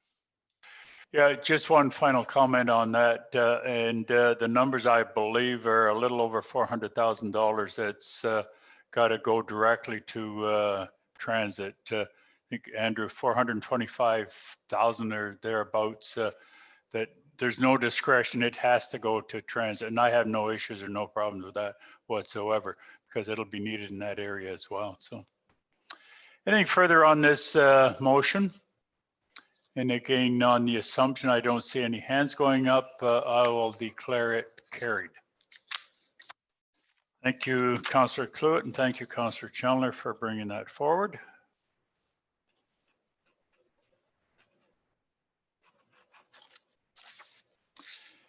Now, the next item of business that we have to deal with is the waiver of putting a motion forward later on. And it's been moved by Councillor Best and seconded by Councillor Tesser-Dirksen. And this, Madam Clerk, I believe takes 2/3 on this motion as well to be carried. So keeping that in mind, members of council, and I know that you all can read just as well as I can, and you know what this wavering is all about, dealing with the James Dick application for the quarry. So is there any questions on the waiving of this motion? Again, keeping in mind that I need 2/3. Now, Madam Clerk, should I get people to hold up their hands, or can I work on an assumption? Okay, the clerk says that I can work on an assumption unless I see a hand go up in opposition. So working on that assumption that everyone's in favor of this wavering motion, and it's carried unanimously.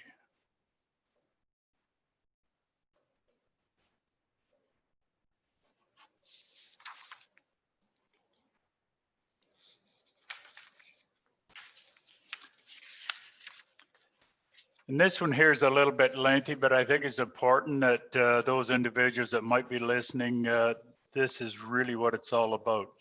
So I'm going to take the time to read it out. It's been moved by Councillor Best and seconded by Councillor Tesser-Dirksen.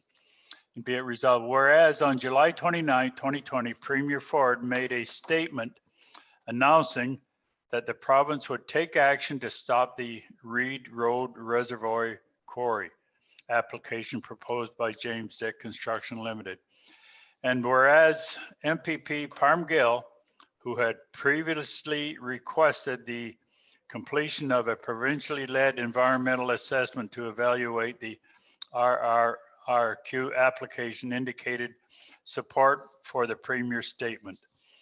And whereas within the region of Halton, the review and aggregate extraction applications is undertaken through a joint agency review team known as JART, chaired by the region of Halton, in order to ensure that a comprehensive and complete evaluation of aggregate application is undertaken in a manner that leverages the resources and expertise of the region, the town, and Conservation Halton in the most efficient and effective manner possible.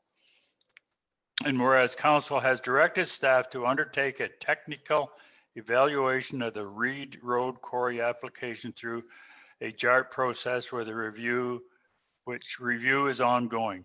And whereas the province has taken action to stop the RRRQ application, the ongoing JART review may be rendered redundant. Now therefore be it resolved that council request the province provide formal written clarification outlining A, the mechanism by which the province intends to stop the RRRQ application from proceeding, and B, the timing for the implementation of that mechanism. And be it further resolved that the request be forwarded to the Office of the Premier of Ontario, the Provincial Ministers of Municipal Affairs and Housing and Environment, Conservation and Parks. And be it further resolved that staff be directed to continue to evaluate the RRRQ application through the JART process until such time as the province has given effect to Premier Ford's July 29, 2020 statement, in order to ensure that the town's interests remain protected pending final resolution of the matter by the province. And that a copy of this resolution be circulated to the region of Halton, Conservation Halton, provincial MPP for Milton, Parm Gill, and all other provincial MPPs for Halton region. And members of council, that's the resolution. And By the way, I believe that all members of council are in receipt of a written, I would take it as support from the action group that was circulated, I believe, to all council. And my interpretation of it is in support of what we're suggesting in this motion. So Councillor Best being the mover and Councillor Tesser-Dirksen being the seconder, I thank both of you for bringing this forward. It's had a fair bit of input and a lot of scrutiny, and I'm well aware of that. So Councillor Best, comments as the mover? Yes, thank you, Your Worship, for reading that out for everybody's attention. This is something that staff has put a lot of work into, and I appreciate your efforts on this because many of us were there when the Premier answered that question, and I think a lot of jaws dropped when they heard it because it's unprecedented to have a Premier, basically intercede in a Quarry application. So I'm requesting council support and also request staff that we have a recorded vote on this matter. So because it not only affects Milton, but also other applications in the Halton area, such as the Nelson quarries and the Hidden Quarry, because if the Premier is going to make the statement for us, so should we make it for the other ones. Thank you very much. Councillor Tesser-Dirksen, any comments? Not much more to add, except that, it's fairly rare that we get these kind of comments from the province. So Councillor Best and I saw fit to strike while the iron is hot and get some clarification and further commitment from the province based on the comments that were made on July 29th. I thank you. And again, a recorded vote has been requested, but before I get to the clerk to deal with that, is there any other member of council, any comments before I get to that recorded vote? Being none, Madam Clerk, if you would read us out in order in support, I guess support or in opposition, however you read it out. Madam Clerk. Over.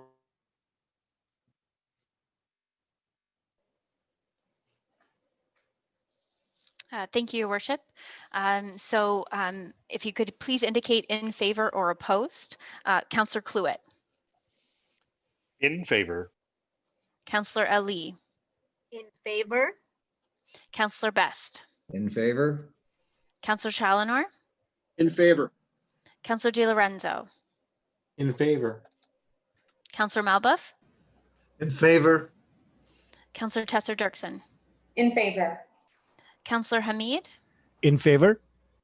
Mayor Krantz. In favor. Thank you. By my count, it's unanimous. Correct. Carried unanimous. So to the mover and seconder, thanks very much for bringing that forward. And that is carried unanimously.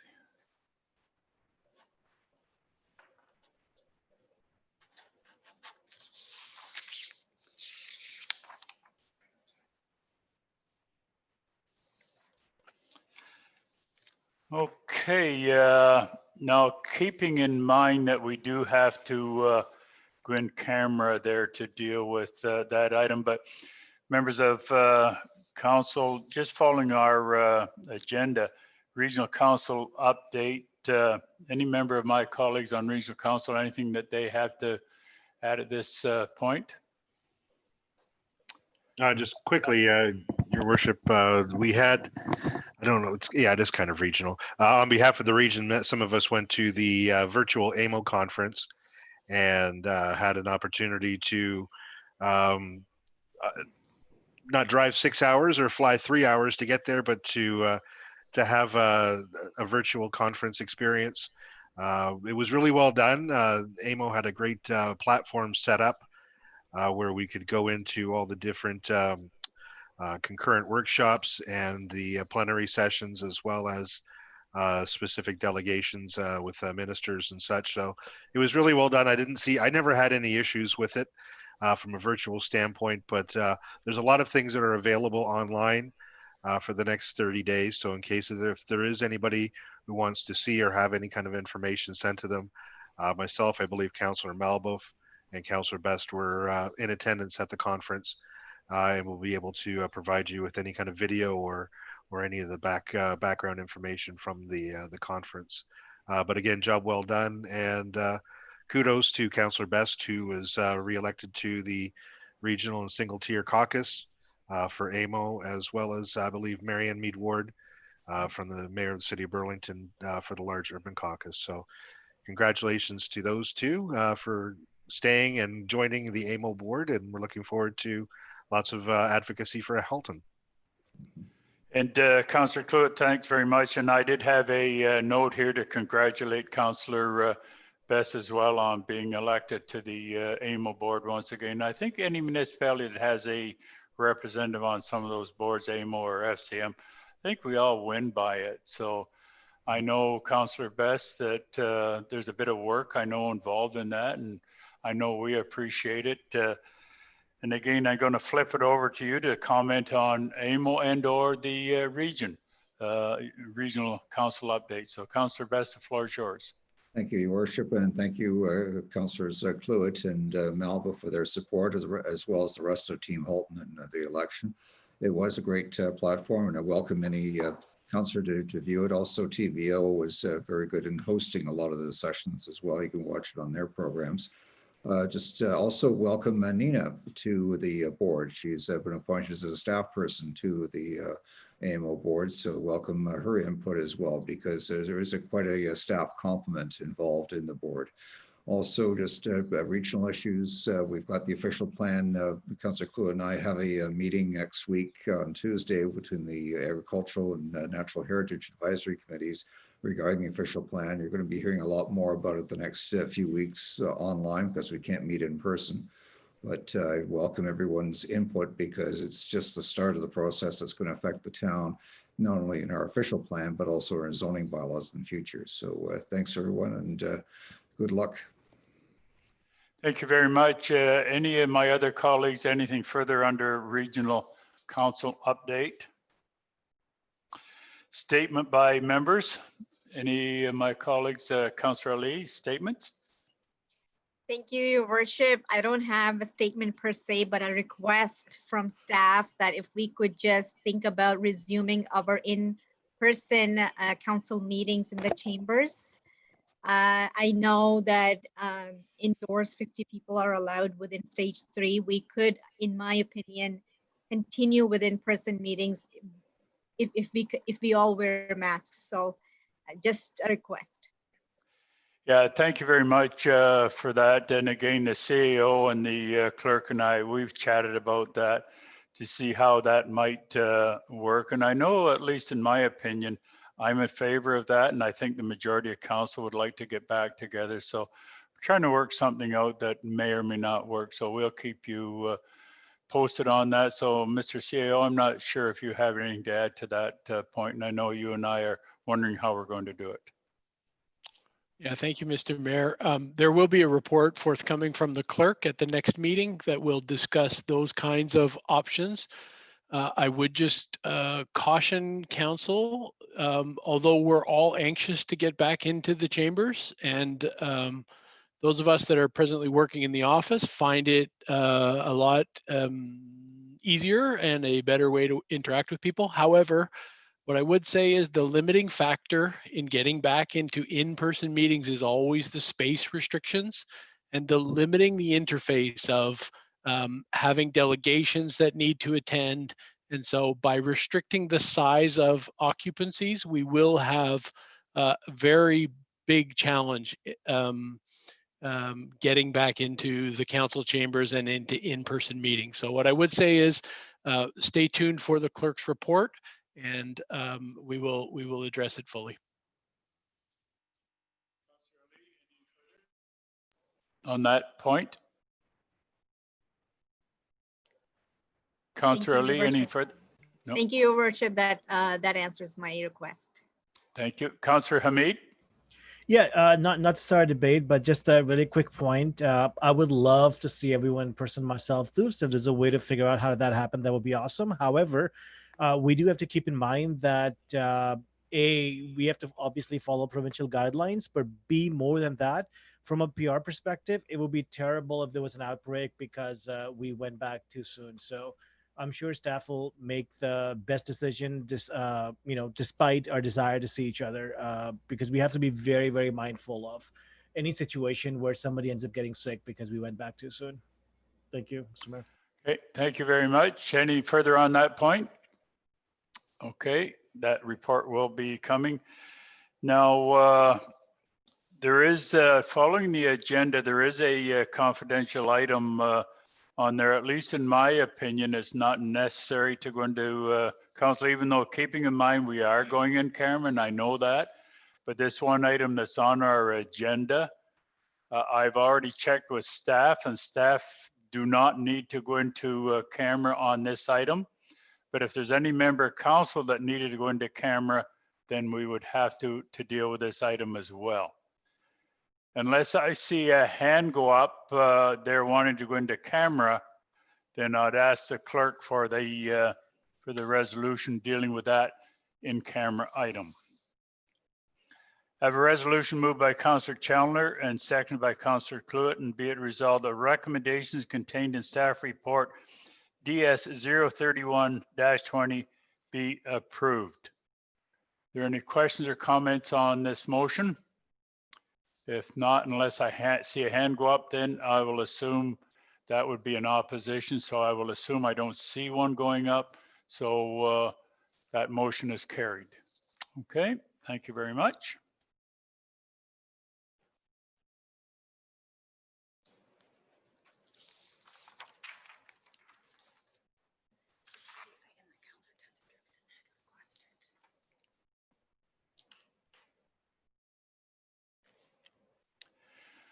Okay, now just before I get to go into camera there, now I'm just wondering, Madam Clerk, dealing with the, because I'm trying to get those that don't need to come back on their way, and I'm just wondering if we should maybe deal with the reading of the bylaws. And then after we come out of in camera, then we should be good to go.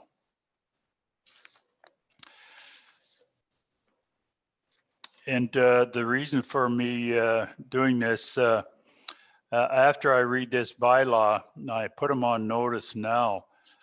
Peter Gatto, our new fire chief, after I read this out, he will officially become our fire chief after the bylaw is passed. And I'm working on the assumption. So Peter, and I should have made mention earlier on that Nina had to leave us, but Jeff is here, and Jeff is directing traffic as well here. Chief's So already here for you, Your Worship. I spot him there, so got to read this resolution before it becomes really official, and that's why I want to deal with this now. I have a motion moved by Councillor Best and second by Councillor Tesser-Dirksen. Be it resolved that bylaws numbers 66, 67, 68, 69, 70, and 71, 2020 be read, passed, and numbered, that the mayor and the town clerk be authorized to sign the said bylaws, seal them with the seal of the corporation, that they become engrossed in the bylaw book. Are there any questions with regards to any one of these bylaw readings? Being none, I will work on the assumption that everyone is in favor of them, and it is passed.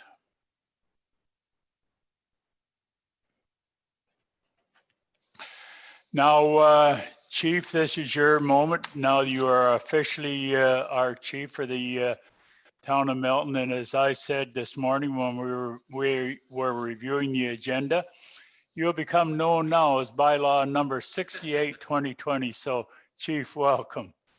Thank you. And I'd like to thank, through you, Mayor and Council, I'd like to thank you for having the confidence in me for this trusted position of Fire Chief, and really really representing community safety for Milton. I take the responsibility very seriously, obviously, and I'm really committed to being an advocate for fire life safety, focusing on public education, prevention, and firefighting throughout my time here. I'd also like to thank Deputy Chief Foster, who's the acting chief, for all his hard work and for his help with me onboarding right now. He's been invaluable. I think he really needs to be recognized for that. And really the warm welcome I've received from staff. It's only been a week, and the employees and the staff within Milton are just the warmest, nicest people. That's my first impression of Milton, is just how good the people are. And that's obviously really a positive feeling. A little bit about myself. I've been in the fire service for just over 30 years. For that time, 22 years, I was in the field in operations in various roles. And the last 8 years, I've been in chief officer roles. With that, I won't take up everyone's time too much, but I will say that over the next couple of weeks, or the next little bit of time, I'm going to be trying to get to meet each and every one of them, each and every one of you, sorry.